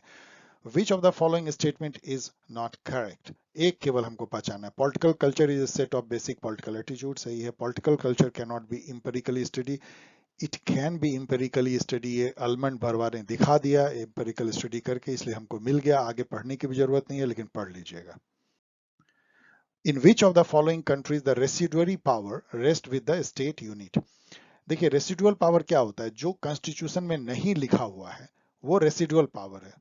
तो वो इंडिया में फेडरल गवर्नमेंट मतलब सेंट्रल गवर्नमेंट के पास है, अमेरिका में वो स्टेट गवर्नमेंट के पास है। तो अमेरिका में ही नहीं बल्कि अमेरिका, स्विट्जरलैंड, ऑस्ट्रेलिया सब में जो है वो स्टेट गवर्नमेंट के पास है। ये जो फेडरल स्ट्रक्चर मतलब स्टेट ज्यादा पावरफुल है। हमको लग रहा है कनाडा में एंड इंडिया में शायद वो सेंट्रल, कनाडा में भी सेंट्रल गवर्नमेंट के पास में। So residual power Canada, India, Belgium, yes, इन तीनों में जो है वो फेडरल गवर्नमेंट के पास है, और यूएसए, ऑस्ट्रेलिया, स्विट्जरलैंड में स्टेट के पास है। वेरी इंपॉर्टेंट इंफॉर्मेशन को याद कर लीजिए। Which of the following statement are correct? तो ये तो आसान होना चाहिए क्योंकि अमेरिका में जो कैबिनेट होती है वो इंडिया या यूके या पार्लियामेंट्री सिस्टम के कैबिनेट से बहुत अलग होती है। इस चीज को हमें समझना चाहिए। Cabinet is an extra constitutional institution in the United states. कोई कॉन्स्टिट्यूशन में कैबिनेट का नाम नहीं है। प्रेसिडेंट अपना कैबिनेट खुद चुन लेता है और वो प्रेसिडेंट को रिस्पॉन्सिबल अकाउंटेबल होते हैं कि प्रेसिडेंट उसको कभी भी खत्म कर सकता है, ना कि लेजिस्लेचर को। और ये सिंपली एक एडवाइजरी बॉडी होता है। It is collectively responsible to Congress. No, ये पार्लियामेंट्री नहीं है कि एग्जीक्यूटिव जो होगी मतलब कैबिनेट वो कांग्रेस को अकाउंटेबल होगी। इवन प्रेसिडेंट भी अकाउंटेबल नहीं है। इसलिए member of the cabinet quite often take part in the Congress debate. No, Congress debate में भाग नहीं लेते, इसलिए ए और बी इसका सही है। अच्छा क्वेश्चन है ये। Direct democracy is not possible in the modern time because of the practical difficulty posed by the size and population of the modern state. अब इस तरह का क्वेश्चन क्यों पूछते हैं? It is so easy. All of a sudden इतना tough question पूछते पूछते यूजीसी नेट एक ऐसा क्वेश्चन पूछता है जिसको आप लड्डू क्वेश्चन कर सकते हैं। Who among the following has given the sleeping dogs theory? और फिर रिटर्न कर जाते हैं ये ऑब्सक्योर क्वेश्चन पे। Who gave the sleeping dog theory of democratic culture?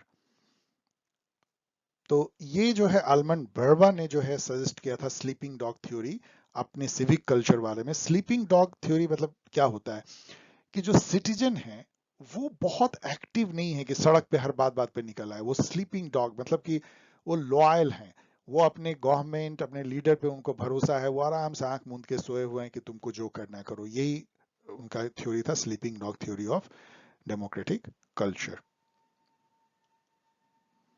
Who among the following has coined the term the stick, the deal, the kiss for influencing decision? यहाँ पे ये स्पेलिंग मिस्टेक है। Kenneth बॉल्डिंग है जिन्होंने decision making पे काफी काम किया है। इन्होंने दो बुक जो इनके हैं जरूर याद कर लीजिए, एक है थ्री फेसेस ऑफ पावर जिससे कि ये दी गई है क्वेश्चन, और दूसरा है कॉन्फ्लिक्ट एंड डिफेंस जो कि बहुत इंपॉर्टेंट उनकी बुक है, कॉन्फ्लिक्ट एंड डिफेंस। उसमें थ्री फेसेस ऑफ पावर में केनेथ बॉल्डिंग कहते हैं कि एक पावर तो है वायलेंस की पावर, द स्टिक, नहीं करोगे तो पीटेंगे। द डील मतलब तुम कर लो तो तुमको कुछ बेनिफिट देंगे, स्टिक एंड कैरेट कह लीजिए, और किस मतलब एक तरह का लॉयलिटी। तो ये तीन फॉर्म ऑफ पावर उन्होंने बताया है केनेथ बॉल्डिंग ने। विच one of the following is a characteristic of cooperative federalism? India में भी हम लोग मानते हैं कि कोऑपरेटिव फेडरलिज्म है, प्रधानमंत्री भी कहते हैं कोऑपरेटिव फेडरलिज्म होना चाहिए। सबसे अच्छा फॉर्म ऑफ फेडरलिज्म जो है कोऑपरेटिव फेडरलिज्म है। तो उसमें क्या होती है देखिए, स्पिरिट ऑफ कंपटीशन राइवलरी तो होगी नहीं स्टेट सेंटर में। Cooperation secured on the basis of strong centre, strong centre होगा नहीं। यदि स्ट्रॉन्ग सेंटर होगा तो कोऑपरेशन क्या होगा, कॉन्फ्लिक्ट होगी, तो ये भी नहीं होगा। डिसेंट्रलाइजेशन होना चाहिए and more state responsibility, state को ज्यादा रिस्पॉन्सिबिलिटी मिले, सेंटर डिसेंट्रलाइज करे, स्टेट और सेंटर मिलकर काम करे, यही कोऑपरेटिव फेडरलिज्म है। Which one of the following practices is employed in the American legislative process in order to delay a particular legislation? ये कितनी बार ही हमने आपको डिस्कस किया है डिफरेंट पेपर में। इसको कहते हैं फिलीबस्टरिंग, जिसमें कि होता क्या है बेसिकली, वहां पे जो सीनेट है अमेरिका के अपर हाउस, उसमें कोई टाइम लिमिट नहीं है मेंबर के भाषण देने का बिल पे। तो कोई मेंबर यदि आज वोटिंग नहीं कराने देना चाहता तो बोलता जाएगा, कुछ भी बोलता जाएगा, आउट ऑफ द कॉन्टेक्स्ट बोलता जाएगा। उसको फिलीबस्टरिंग बोलते हैं। ऐसे फिलीबस्टर को बुलाया जाता है जिस दिन की इस तरह की हरकत करनी होती है। जेरी मैंडरिंग, यहाँ पे जान लीजिए, जो कॉन्स्टिट्यूएंसी की जो बाउंड्री होती है उसको इस तरह से काट कूट देना जिससे कि किसी पर्टिकुलर पार्टी को फायदा हो। लॉग रोलिंग जो है वो मैंने यहाँ लिखा भी है, पढ़ लीजिएगा। Log rolling cued cued pro Q है। क्यूड प्रो क्यू का मतलब होता है तुम मुझे ये दो मैं तुम्हें बदले में ये दूंगा। तो मतलब मैं तेरे बिल पे वोट कर देता हूँ, तू मेरे बिल पे वोट कर देना, इस टाइप का यदि गिव एंड टेक हो तो इसको लॉग रोलिंग कहते हैं। स्पॉइल सिस्टम मैंने आपको बताया है जहां पे कि पॉलिटिकल पार्टी के लॉयल्टी या एफिलिएशन होने पे आपको ब्यूरोक्रेटिक प्लम पोस्ट दिए जा रहे हैं, अच्छे पोस्ट दिए जा रहे हैं, ना कि मेरिट पे। The power that makes the supreme court of America the third chamber of legislative, again ये लड्डू क्वेश्चन है। कोई भी जुडिशियरी को जब हम कहते हैं कि वो थर्ड पिलर हो जाती है डेमोक्रेसी की, इसलिए क्योंकि उसके पास जुडिशियल रिव्यू का पावर होता है। मतलब कि किसी भी कानून जो पास हो भी गया हो लेजिस्लेटिव प्रोसेस से, उसको कॉन्स्टिट्यूशन की कसौटी पे वो सुप्रीम कोर्ट या वहां के हाईएस्ट कोर्ट कस सकती है, और उसको यदि कॉन्स्टिट्यूशन के अकॉर्डिंग ना हो तो उसको इनवैलिड डिक्लेयर कर सकती है। ये पावर उसको third pillar of the democracy बना देती है। Who among the following has defined political power as the relationship in which one person or a group is able to determine the action of other in the direction of one's own end? बहुत ही simple बात है कि यदि एक group या individual अपने ही interest में दूसरे को झुका लेता है तो उसके पास उसका पावर है। तो ये कहा था डेविड ईस्टन ने। मैंने ये आंसर यहाँ दे दिया है क्योंकि ऑब्सक्योर क्वेश्चन है। यहाँ पे जो है आप हैबरमास को जरूर जानिए। ये फ्रैंकफर्ट स्कूल के एक तरह के प्रणेता हैं जो क्रिटिकल स्कूल की थिंकिंग है, और थ्योरी ऑफ कम्युनिकेटिव एक्शन इसकी इनकी बुक है, जरूर आप इसको याद रखिए। और ये फेमस है लिंग्विस्टिक एनालिसिस के लिए, स्ट्रक्चरलिज्म के लिए और हार्मेनेटिक्स के लिए। हार्मेनेटिक्स मतलब कि जो क्लासिकल टेक्स्ट होती है उसको या फिलॉसफी, उसको कैसे हम एनालाइज और इंटरप्रेट और कैसे समझते हैं, इसको हार्मेनेटिक्स कहते हैं, मीनिंग मेकिंग।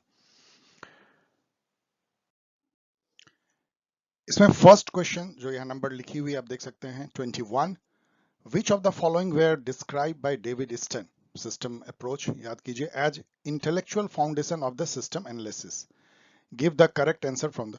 अब देखिए यहाँ पे इन्होंने थोड़ी गलती की है, ये सिस्टम एनालिसिस के इंटेलेक्चुअल फाउंडेशन ना होके कंपैरेटिव सॉरी बिहेवियरलिज्म जो है, बिहेवियरल बिहेवियरल रिवॉल्यूशन, उसके जो 8 कैरेक्टरिस्टिक है उसका ये उसमें से 4 यहाँ दिया गया। अब इन्होंने सिस्टम एनालिसिस के इन्होंने कह दिया, बट एनीवेज यदि इसको आप मिसप्रिंटिंग समझे या जो भी, तो 8 कैरेक्टरिस्टिक जो उन्होंने दिया था बिहेवियरलिज्म के डेविड स्टन ने, वो यहाँ पढ़ सकते हैं इसमें कि रेगुलरिटीज है, verification, technique, quantification, value, सिस्टमेटाइजेशन and pure science integration. ये सब का एक्सप्लेनेशन की जा सकती है टाइम रहने पे। उसमें से आप देखेंगे कि ये 4 जो है वो चारों के चारों हैं। और यहाँ भी एक ट्रिक जो मैं आपको हमेशा कहता हूं कि ऑल ऑफ द एबव यदि हो तो उसको ही ज्यादा चांस है ठीक होने का, याद रखिएगा। यहाँ पे एक एडिशनल इंफॉर्मेशन याद रखिए कि डेविड स्टन ने पोस्ट बिहेवियरलिज्म की भी स्थापना की थी। एक बड़ा यूनिक फैक्ट है कि वो बिहेवियरलिज्म के भी एक बहुत बहुत बड़े प्रोपोनेंट थे और पोस्ट बिहेवियरलिज्म के भी। और पोस्ट बिहेवियरलिज्म के उन्होंने 7 क्रीडो या 78 या 7 कैरेक्टरिस्टिक दिया था, जो यहाँ पे है, आप इसको जरूर देखिएगा। ये बहुत सारे जगह आपको रिपीट होगी, बहुत कंपटीशन में, including UGC net. The study of comparative politics became significant after the, अभी हम लोगों ने देखा कि 1950 से वो जबकि न्यू नेशन बने, वर्ल्ड वॉर 2 खत्म हुआ और नए नेशन बने 1950s कह सकते हैं। तो ये रिपीटेड क्वेश्चन है यहाँ पे, और इससे आपको ये भी अंदाज लग रहा होगा कि बहुत क्वेश्चन रिपीट होते हैं। इसलिए भी एक तरीका जो यूजीसी नेट को क्रैक करने का है मेरे अनुसार से, वो बेहतर तरीका है कि आप किताब पढ़ के यूजीसी नेट को क्रैक नहीं कर सकते हैं, आप बहुत सारे क्वेश्चन को सॉल्व करके कर सकते हैं, जो हम लोग कोशिश कर रहे हैं। और उसमें सबसे इंपॉर्टेंट क्या है, जो क्वेश्चन एक्चुअल पूछे गए हैं उसको एनालाइज करना और उससे नई इंफॉर्मेशन निकालना और गेस करना कि क्या क्वेश्चन आ सकते हैं। So B and C. Who among the following is regarded as the father of comparative politics? अब यहाँ पे आप कंफ्यूज करके आप एलमेंट को कह सकते हैं, कोई मॉडर्न टाइम में ये हैं, लेकिन कंपैरेटिव पॉलिटिक्स के जो फादर हैं वो बहुत पहले एरिस्टोटल बन चुके थे, क्योंकि उन्होंने 158 कॉन्स्टिट्यूशन उस समय के जो थे उनका अध्ययन करके उन्होंने 6 ideal type, pure type constitution का जो डिस्क्राइब किया, उसके कंपेयर किया, तो that was first comparative analysis. Gabriel Almond जो है अभी मॉडर्न टाइम में बहुत इंपॉर्टेंट है as far as comparative politics concern. ये सारे इंफॉर्मेशन पढ़ लीजिएगा, उनकी बुक को भी जो है पढ़ लीजिएगा, कई जगह ये पूछा जाता है और इनके जो कंट्रीब्यूशन है डेवलपमेंटल स्टडीज में और कंपेरेटिव पॉलिटिक्स में बहुत इंपॉर्टेंट है। ये तो बहुत आसान है मैच करना, क्योंकि ये कई जगह आ चुका है, आप कहीं से भी पकड़ सकते हैं। CW मिल जो है पावर एलीट हैं, तो A का 3 और ये इसी से क्रैक हो जाता है। मतलब ये लड्डू टाइप के क्वेश्चन है, और भी आप मैच कर लीजिए। यहाँ पे आप मॉस्का जो है वो रूलिंग क्लास का है, पैरेटो ने जो है सर्कुलेशन ऑफ एलीट का कॉन्सेप्ट दिया है, रॉबर्ट माइकल ने आयरन लॉ ऑफ ओलिगार्ची दिया है, like that. Which of the following is not true of the pressure group?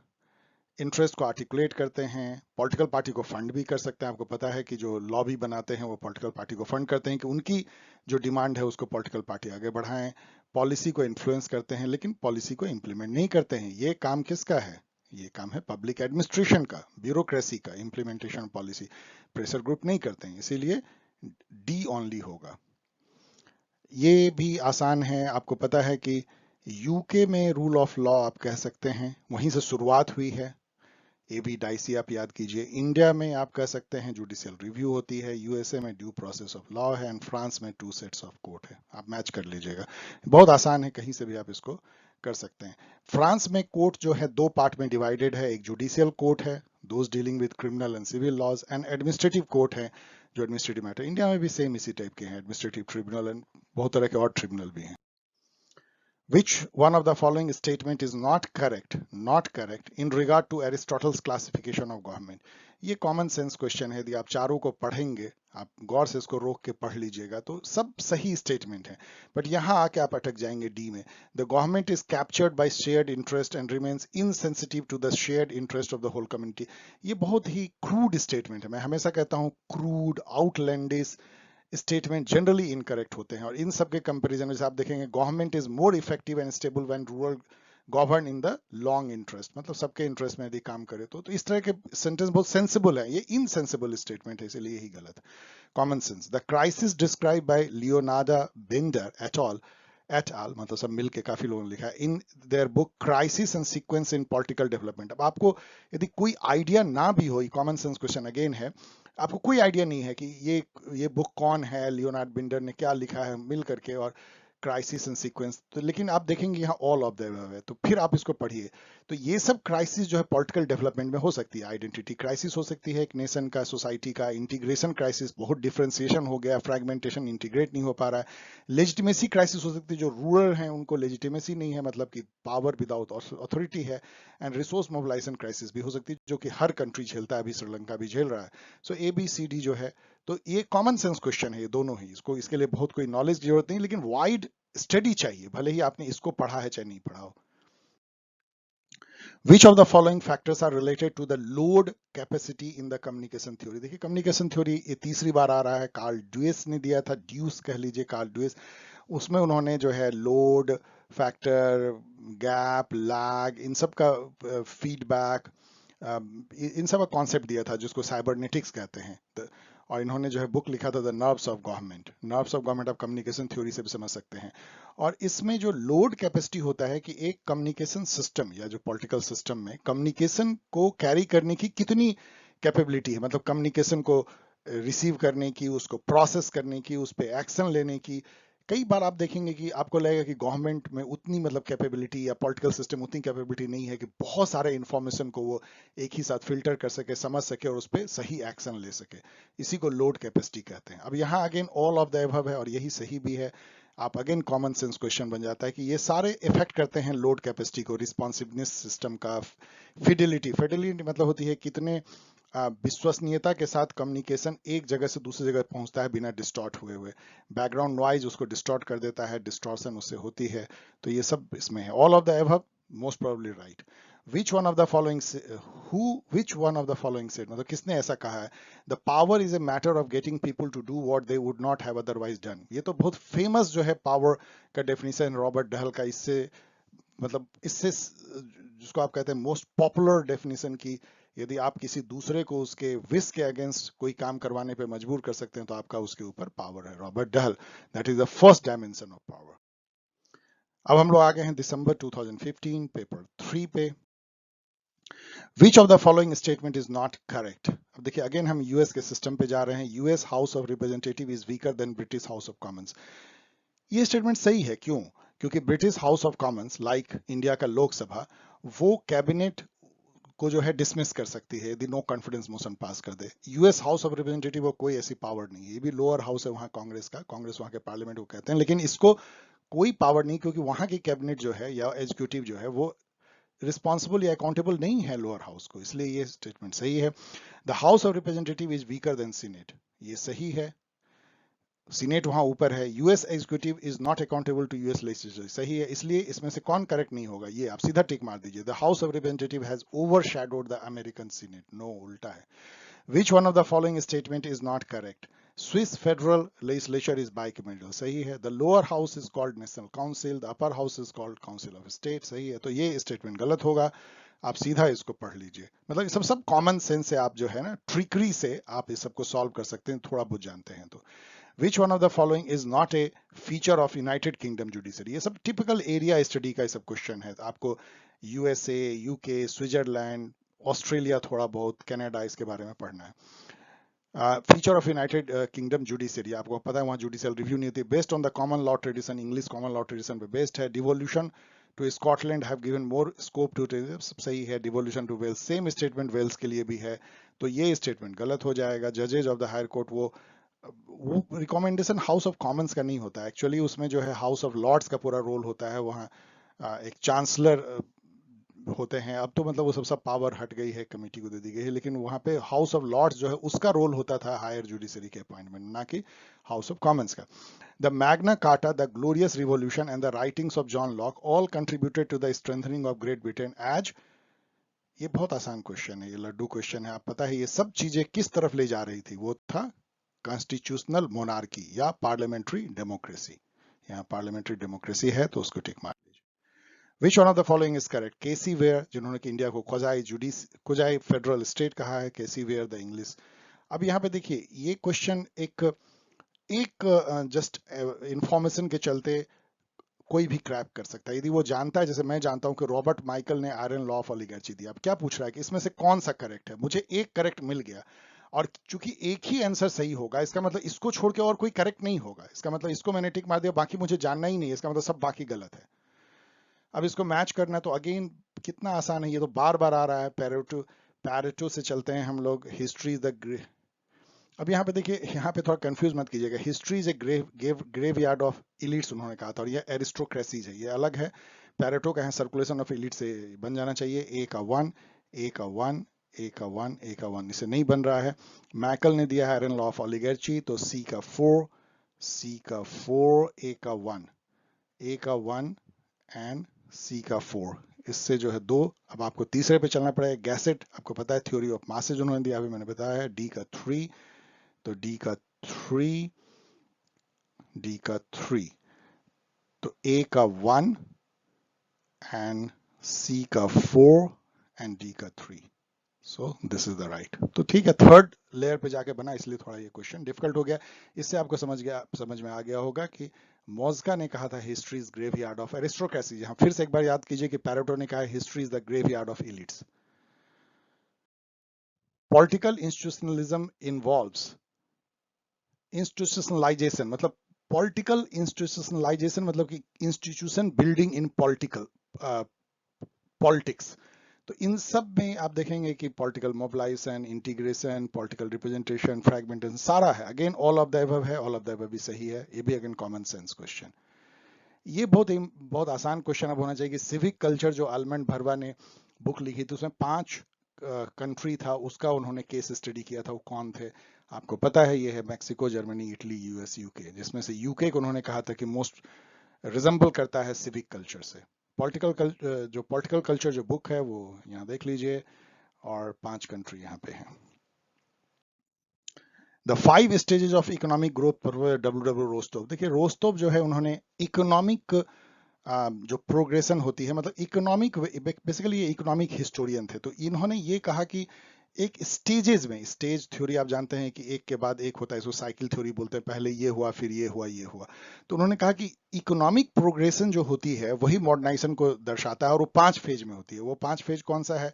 पहले सोसाइटी ट्रेडिशनल होता है, फ्यू सोसाइटी जिसको रिक्स बोलते हैं, फिर एक कंडीशन बनती है जहाँ की थोड़ी अर्बनाइजेशन होने लगी है, एग्रीकल्चर जो है वो कैपिटलिस्ट मोड में होने लगा है, लोग शहरों में बसने लगे हैं, डिमांड बढ़ने लगा है, थोड़ी बहुत इंडस्ट्रियलाइजेशन हो रही है। तो precondition for take off, फिर टेक ऑफ होता है, जैसे इंडिया में 1950s के बाद टेक ऑफ हुआ जब हैवी इंडस्ट्रीज बनी। फिर मेच्योर होता है, जैसे इंडिया में 50 साल के अंदर मेच्योर हुई। और फिर हाई मास कंजम्पशन जो अभी फेज चल रहा है, जहाँ पे कि लोग काफी ज्यादा कंज्यूमर ड्यूरेबल, मतलब टीवी, फ्रिज एंड सर्विसेज को कंज्यूम करने लगते हैं। तो इस तरह सोसाइटी जो डेवलप होती है, ये इकोनॉमिकल व्यू पॉइंट है मॉडर्नाइजेशन एंड डेवलपमेंट का। डब्ल्यू रोस्टोव, जिन्होंने कि बुक लिखा था the stages of economic growth a non communist manifesto 1960 में, बहुत फेमस बुक है, और ये बहुत फेमस क्वेश्चन है जो हर कंपटीशन में पूछा जाता है। विच world leader gave a special concept of development after the second world war? It's a very good question. Second world war जब खत्म हुआ तो वहां पे प्रेसिडेंट थे हैरी ट्रूमैन। उन्होंने 2 चीजें किया था। एक तो आपको पता है कंटेनमेंट पॉलिसी की कैसे रोका जाए, इसको ट्रूमैन डॉक्ट्रिन कहते हैं। रशिया के, यूएसएसआर के प्रभाव को थर्ड वर्ल्ड कंट्री में, उसी से मॉडर्नाइजेशन डेवलपमेंट थ्योरी भी आई। उसमें उन्होंने डेवलपमेंट को इस तरह से डिफाइन किया कि डेवलपमेंट वो है जो आपको इंडस्ट्रियलाइज बनाता है, अर्बनाइज बनाता है, मॉडर्न पॉलिटिकल इंस्टीट्यूशन एस्टेब्लिश होती है, यानी कि court, police, army, then parliament and democracies हो, इंडिविजुअलिज्म हो, एक काइंड ऑफ इक्वलिटी और राइट बेस्ड समाज हो। इस टाइप की चीजें जो हैं वो डेवलपमेंट का पैमाना है। बहुत हाई जीडीपी ग्रोथ हो, इंफ्रास्ट्रक्चर बहुत रोबस्ट हो, आर्मी बहुत स्ट्रांग हो, कंजम्पशन काफी मास कंजम्पशन बढ़े, जो रोस्तोव ने कहा। तो उस टाइप की तो डेवलपमेंट जो अभी हम समझते हैं, जिसको हम डेवलपमेंट कहते हैं, एक बहुत ही कॉन्टेस्टेड शब्द है डेवलपमेंट, उसको गढ़ने वाले जो हैं वो हैरी ट्रूमैन थे। इन्होंने एक फेमस लेक्चर में ये कहा था। What are the three types of political culture according to Alman and Bharwa in study? ये तो बहुत ही रिपीटेड क्वेश्चन है, पैरोकियल सब्जेक्ट पार्टिसिपेंट, इन दोनों के का एक तरह का सिंथेसिस जो है वो सिविक कल्चर है। Choose the correct answer from the code given below. अब arrange the steps in working of the general system of proportional representation, जो पीआर का जो पार्टी लिस्ट सिस्टम है उसका सीक्वेंस बताना है। तो आप इसको पढ़ेंगे, थोड़ा टाइम लगेगा, मैं जल्दी से बता देता हूँ कि सबसे पहले क्या होती है कि each party puts up a list of candidate equal to the number of seats being fought। पहला फर्स्ट ये है, तो बी से शुरू होगा और बी से शुरू होता हुआ एक ही है, तो फिर उसके बाद देखिए डी आएगा, लिस्ट कैन बी क्लोज्ड और open. Open list allow voters to indicate individual candidate preference and votes for individual candidate. और क्लोज जो है उसमें वोटर को कोई चॉइस नहीं होती है पार्टी के कैंडिडेट को रैंक करने की। तो ये दो हो जाएगा। फिर उसके बाद candidate are arranged in the order of the votes they receive, third, and then C fourth. तो ठीक है, आसान है ये। एजरसन देखिए नेक्स्ट क्वेश्चन में, only when power is combined with authority does it have legitimacy. बिल्कुल सही है, ट्रू है। Power is the use of force over others, ये भी ट्रू है, वन वे, मतलब one of the facet of power, दोनों ट्रू है। लेकिन ये इसका एक्सप्लेनेशन नहीं है, तो ऑफिशियल आंसर बी है, तो सही है मेरे हिसाब से। अब ये बहुत ही डिफिकल्ट है, बहुत डिफिकल्ट है, इसलिए मैंने सीधा आंसर दे दिया है। आप इसको, ये जो बुक है रिवॉल्यूशन पे, चूंकि आपको रिवॉल्यूशन जो है वो सिलेबस में है, इसीलिए क्वेश्चन आउट ऑफ सिलेबस नहीं है। आपको रिवॉल्यूशन पे जितने अच्छे बुक हैं पढ़ना चाहिए। जैसे बी में भी देखें तो ए का 2 है, तो बैंटन ने लिखा है एनाटॉमी ऑफ रिवॉल्यूशन, जो कि बहुत फेमस बुक है। टेड गर टेड गर ने लिखा है Y man rebel. Charles Tilly ने लिखा है यूरोप इन रिवॉल्यूशन, एंड थेडा स्कोपोल ने लिखा है स्टेट एंड रिवॉल्यूशन। ये सबको याद कर लीजिए, आगे आपको हेल्प हो जाएगी। The theories of modernisation were criticised by, जो अभी आपने देखा है, रोस्टोव की, एप्टर की, आलमंड की, लूसियन पाई की, इन सबको बुराई करने वाले कौन? काउंटर थ्योरी था, डिपेंडेंसी थ्योरी थी, लिबरल थ्योरी नहीं, वो तो लिबरल का पार्ट ही था। Under development theory and world system theory, तो ए सी डी। अब हम लोग पहुंच गए हैं जून 2016, जो कि लास्ट साइकिल है, जिसको हम लोग इसमें डील करेंगे। नेक्स्ट साइकिल को अगले पार्ट 4 में। पेपर 2 हम लोग देख रहे हैं, which of the following constitute the political elite. तो पॉलिटिकल इलीट कौन है? जो वेल्दी, रिसोर्सफुल, पढ़े लिखे, जो माइनॉरिटी, जो कि रूल करते हैं in the name of masses. तो ओलिगार्ची एंड एरिस्टोक्रेसी, आपको मैंने दोनों का भेद भी बताया पहले। Which branch of comparative politics seeks to examine the formal and informal mechanism by which political attitudes are inculcated. Inculcated मतलब डेवलप होते हैं, विकसित होते हैं। तो वो जो प्रोसेस है वो क्या है? वो सोशलाइजेशन है। पॉलिटिकल सोशलाइजेशन से ही जो है वो by which political attitudes are inculcated, मतलब कैसे आप इंडक्ट होते हैं पॉलिटिकल सिस्टम में, as a voter, as a partisan supporter of political party, as a thinker of political party, politics and all, कैसे आप समझते हैं उसको, आपका सोशलाइजेशन कैसे होता है। Who among the following is associated with the initial stage in the growth of comparative politics. शुरू में जो कंपैरेटिव पॉलिटिक्स को सपोर्ट करने वाले आर्थर बेंटले थे, इनके बारे में जरूर जानिए। यहाँ पे मैंने दे दिया है, इसको पढ़ लीजिएगा। इनका जो बुक है वो देख लीजिए। ग्राहम वॉलेस को भी जान लीजिए, इन्होंने एक बहुत फेमस बुक लिखा था, अभी आपने पास्ट में, अभी जस्ट कुछ मिनट पहले आपने देखा, ह्यूमन नेचर इन पॉलिटिक्स। यदि आप जानते तो आपको एक क्वेश्चन क्रैक हो जाता। और ये फाउंडर हैं एलएसई के, और empirical approach to study of human behaviour की के भी उन्होंने जो है एक तरह के प्रणेता माने जाते हैं, Graham Wallace, human nature in politics. अब इसको जो है अरेंज करना है, इसमें इसमें आपको और कहीं प्रॉब्लम नहीं आएगी, प्यूरिटन रिवॉल्यूशन में आएगी। वो बेसिकली इंग्लिश सिविल वॉर का एक पार्ट था। हॉब्स को याद कीजिए, इसी वॉर को देख के घबरा कर उन्होंने कहा था कि war of all against all. तो 1642 से 1651 में उसमें प्यूरिटन रिवॉल्यूशन जो इंग्लैंड में हुई थी। तो सबसे पहले ये, फिर उसके बाद बोल्शेविक रिवॉल्यूशन 1917 में, तो सेकंड नंबर पे हो जाएगा ये। तो डी से शुरू होता हुआ है, तो डी से शुरू होता हुआ केवल एक है, तो आपका एक क्रैक हो गया, बाकी मैच कर लीजिएगा। ये जो है Chinese revolution 1949, Cuban revolution 60s में, चेक कर लीजिएगा 50s में या 60s में। डेट चेक कर लीजिएगा, बट उसके बाद आपको डेट पूरा याद भी नहीं रखना है। एजर्सन, military is predominant in non western democracy, ये बात सही है। जैसे आप देख लीजिए मिलिट्री कितनी बांग्लादेश और पाकिस्तान में प्रीडोमिनेंट रही है। Social fragmentation and cleavages largely contribute to the political instability, ये भी सही है।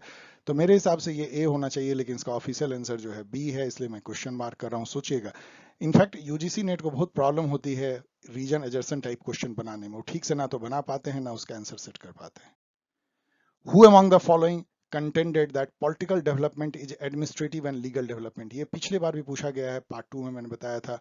इसमें टैलकट पार्सन आते हैं, मैक्स वेबर आते हैं, तो बी और डी यहाँ पे हैं। और भी 2 लोग आते हैं, आप उसका नाम पार्ट 2 में जाके देख लीजिएगा। Who became the first ever prime minister in A parliamentary government, जो इंग्लैंड का प्राइम मिनिस्टर पहला होगा वही फर्स्ट प्राइम मिनिस्टर होगा, क्योंकि उसके पहले तो कोई प्राइम मिनिस्टर हो ही नहीं सकता है। पार्लियामेंट्री गवर्नमेंट पहली बार इंग्लैंड में आया 1689 में, उनका नाम था Robert Walpole, he was the first prime minister in world. Who among the following were associated with institutional approach? Institutional approach मतलब जो institutions जो होते हैं, institution क्या है? रूल, नॉर्म्स ऑफ बिहेवियर, चाहे वो हार्ड हो चाहे सॉफ्ट हो, बिल्डिंग भी हो सकती है, ऑर्गेनाइजेशन भी हो सकती है, और मैरिज ऑल्सो इज इंस्टीट्यूशन। जो जो जिस रूल के तहत हम जीते हैं और जो हमको गढ़ने में हेल्प करता है, इंस्टीट्यूशनल नॉर्म रूल, और उसका जो सॉफ्टवेयर होता है उसी से एक इंडिविजुअल जो है वो विकसित होता है, वो कंस्टिट्यूट होता है, उसको इंस्टीट्यूशन कहते हैं। तो इसमें से कौन इससे जुड़े हुए हैं? तो फाइनर जुड़े हुए हैं, कार्ल फ्रेडरिक जुड़े हैं। वेरी वेरी डिफिकल्ट क्वेश्चन, आप जानते हैं तो जानते हैं, बी एंड डी। आप इसको याद कर लीजिए केवल। इनका जो है बुक देख लीजिए, हरमन फाइनर ने लिखा है theory and practice of institutional approach of modern government, और constitutional government and democracy, Carl Friedrich. इसी के चलते ये यहाँ पे ये क्वेश्चन में फिगर कर रहे हैं।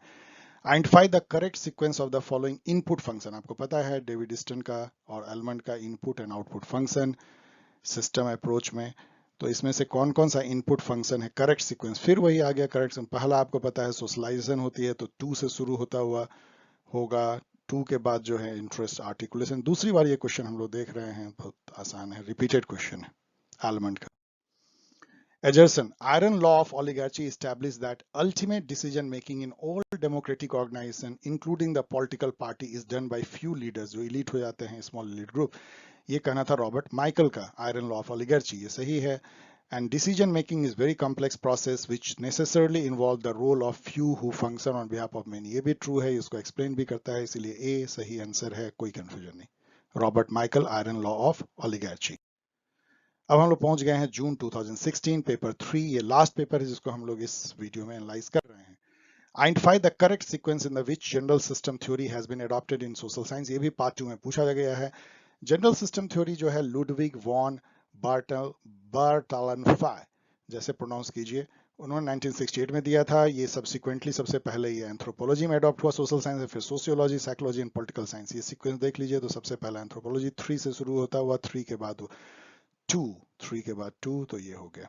The term legitimate crisis in terms of erosion of confidence in public institution resulting in coercive apparatus of state was developed by, तो ये यहाँ पे आप बुक भी देख सकते हैं, लेजिटिमेशन क्राइसिस, जुर्गन हैबरमास का, जो कि वन ऑफ द फाउंडर कह लीजिए, या सबसे इंपॉर्टेंट जो है फ्रैंकफर्ट स्कूल के थिंकर हैं, कम्युनिकेटिव एक्शन थ्योरी इनका याद कीजिए, तो Habermas.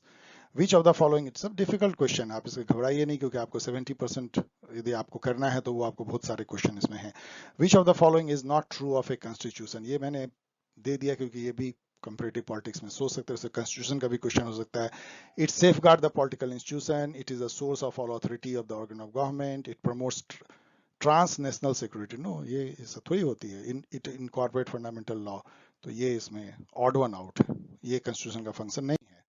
Who among the following are European thinker associated with the theory of political elite, ये बार बार elites के बारे में देखिए, इसको आप ऐसे एनालाइज करें कि सबसे ज्यादा क्वेश्चन इलीट थ्योरी पे है, फिर मॉडर्नाइजेशन डेवलपमेंट थ्योरी पे है, तो इन दोनों को गौर से पढ़ लीजिए, आपको काफी हेल्प मिलेगा। फिर तीसरा जो क्वेश्चन बहुत ज्यादा है वो है यूएसए, स्विट्जरलैंड और यूके और इंडिया, इन सब की जो पॉलिटिकल सिस्टम है उसका comparative analysis.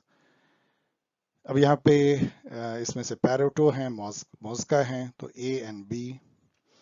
Who among the, यहाँ पे मैंने लासवेल का इसलिए दिया है कि बहुत इंपॉर्टेंट इनकी बुक है politics, who gets what when and how, ये इनफैक्ट पॉलिटिक्स का डेफिनेशन भी है लासवेल का। Who among the following do not make any distinction between interest group and pressure group? अब ये तो बहुत ही स्पेसिफिक जो है क्वेश्चन है, और ये करने वाले कोलमैन थे, जेम्स कोलमैन। इन्होंने इंट्रोडक्शन तो मैथमेटिकल सोशियोलॉजी, मतलब मैथमेटिक ये सोशियोलॉजिस्ट थे और इन्होंने मैथमेटिकल सोशियोलॉजी की स्थापना की थी। ये दो इनका बुक जान लीजिए, जेम्स कोलमैन है, तो D, only D. Which of the following is our common feature between the Indian political system and US political system? Comparative analysis. तो residuary power belong to the center. No, वहां पे state को है, इसलिए ये नहीं है। Residuary power are with states, लेकिन ऐसा कॉमन फीचर तो ये दोनों में हुआ नहीं। President have the power of pocket veto, yes. Upper house have some nominated members, तो नॉमिनेटेड मेंबर तो वहां पे तो है नहीं, इंडिया में है, इसलिए सी ओनली सही है। Which one of the following types of bureaucracy exhibit A बाइस टुवर्ड्स पार्टी इंटरेस्ट? अभी हमने बताया इसको स्पॉइल सिस्टम भी कहते हैं और इसको पैट्रोनेज ब्यूरोक्रेसी भी कहते हैं। 1883 के पहले यूएस में ये लागू था। In a single transferable vote system, each voter is required to indicate one preference more than, no, not more than, indicate one preference less than, no, less than, indicate as many preference as there are candidate to be elected। बिल्कुल सही, आप जानते हैं यही होता है वो rank. मान लीजिए 5 कैंडिडेट था तो पांचों को 1 to 5 जो है वो रैंक दे देते हैं, rank preference. Which of the following are true of the presidential system of government? जैसे यूएसए में है, president is both head state and head of the government, सही है। It is based on separation of power, बिल्कुल सही है। Montez को याद कीजिए, यूएस को याद कीजिए। President term office is fixed. Secretaries, अब देखिए यहाँ पे 4 होगा या 3 होगा। Secretaries are responsible to the president as well as to senate, no, they are only responsible to the president, not to the senate और हाउस ऑफ रिप्रेजेंटेटिव। तो D सही नहीं है, A B C. Which of the following houses has had the longest speeches by the member? आपको मैंने बताया कि फिलिबस्टरिंग होती है वो सीनेट से निकली है, क्योंकि वहां पे कोई टाइम लिमिट नहीं है, इसलिए US senate. Which of the following statement are correct about the vice president of India and America? Again, comparative politics. Both the vice president are elected for a fixed term. ठीक है, they are the presiding officer of the upper house. They appoint the committee of the house. ये सही नहीं है। They have a casting vote in case of, they have the casting vote. So they have a casting vote in case of a tie. Correct statement are correct about the vice president of India and America. इसको check कर लीजिएगा, यहाँ पे मुझे confusion अभी हो रही है। आप ए बी डी कोई है यहाँ पे, फर्स्ट है ए बी डी। मैं इसके लिए जा रहा हूँ, लेकिन मैं आपको फिर से कह रहा हूँ, चेक कर लीजिएगा कास्टिंग वोट है या नहीं। इंडियन वाइस प्रेसिडेंट को तो है, लेकिन अमेरिकन आई डाउट, सो आप चेक कर लीजिएगा, इसलिए मैंने क्वेश्चन मार्क किया। Which one of the following characteristic is not true of anomic interest group? आपने देखा एलमंड ने जो दिया है 4 टाइप का इंटरेस्ट ग्रुप, उसमें एनोमिक जो है स्पॉन्टेनियस, वो उठ खड़े होते हैं, मूवमेंट, एक तरह का रिवोल्ट जैसा जो होता है, सड़क पे निकल गए। सो ये है eruption of violent behaviour at times to ventilate the discontent. आप इसको अच्छी तरह याद कर लीजिए, कोई बार बार पूछा जा रहा है। एजर्सन क्या है? In the advance liberal democracies of the western nation like UK, military is subordinate to the civilian authority. Yes, किसी भी मैच्योर डेमोक्रेसी में तो ये ट्रू है। Military plays a key role in countries where democracy has not been institutionalised, ये सही है, true है, और इसको एक्सप्लेन भी करता है, तो ए है। लेकिन इसका जो ऑफिशियल आंसर है वो बी है, इसलिए मैं क्वेश्चन मार्क कर रहा हूँ। मेरे अनुसार से ए होना चाहिए। ये लास्ट स्लाइड है। थैंकफुली आप भी थक गए होंगे, मैं भी थक गया हूँ। इसको मैच करना है अगेन, फिर वही elite theory, Robert Michels, iron law of oligarchy. तो ए का 4, क्या ए के 4 से क्रैक होती है? यस, फॉर्चुनेटली क्रैक हो जाती है, फिर आगे देखने की जरूरत ही नहीं है। सो ओके डियर स्टूडेंट, यदि आपको ये बहुत लंबा वीडियो पसंद आया हो तो इसको शेयर करें, सब्सक्राइब करें, कमेंट करें। ये लंबा वीडियो इसलिए हुआ क्योंकि कंपैरेटिव पॉलिटिक्स से बहुत क्वेश्चन पूछे जाते हैं, आपको समझ में आना चाहिए range of question. I hope कि आपको इसने मदद किया होगा, और आप एग्जाम गाइड को डाउनलोड कर सकते हैं। आपके लिए 3 गाइड जो हैं मौजूद हैं इस साइट पे। पहला है, इस साल मैंने मॉडल क्वेश्चन, मॉडल मतलब कि पेपर दिया है 3, उससे आप अपने को जज कर सकते हैं। दूसरा आईआर गाइड जो है, कहने को तो आईआर रिलेटेड एग्जाम के लिए, लेकिन यूजीसी नेट के लिए पूरी तरह रिलेवेंट है। और जो पिछले साल मैंने निकाला था entrance guide, exam guide for all entrance exam, वो भी बहुत ही इंपॉर्टेंट है। कई स्टूडेंट उसको मतलब प्रेज कर चुके हैं, तो आप इन तीनों गाइड को से ले सकते हैं। इस तरह से आप मुझसे जुड़ सकते हैं, और डेफिनेटली मैं आपके क्वेश्चन का जवाब देने की कोशिश करता हूं जहां तक संभव हो। So okay, have nice time, हम लोग जल्द मिलेंगे, बाय।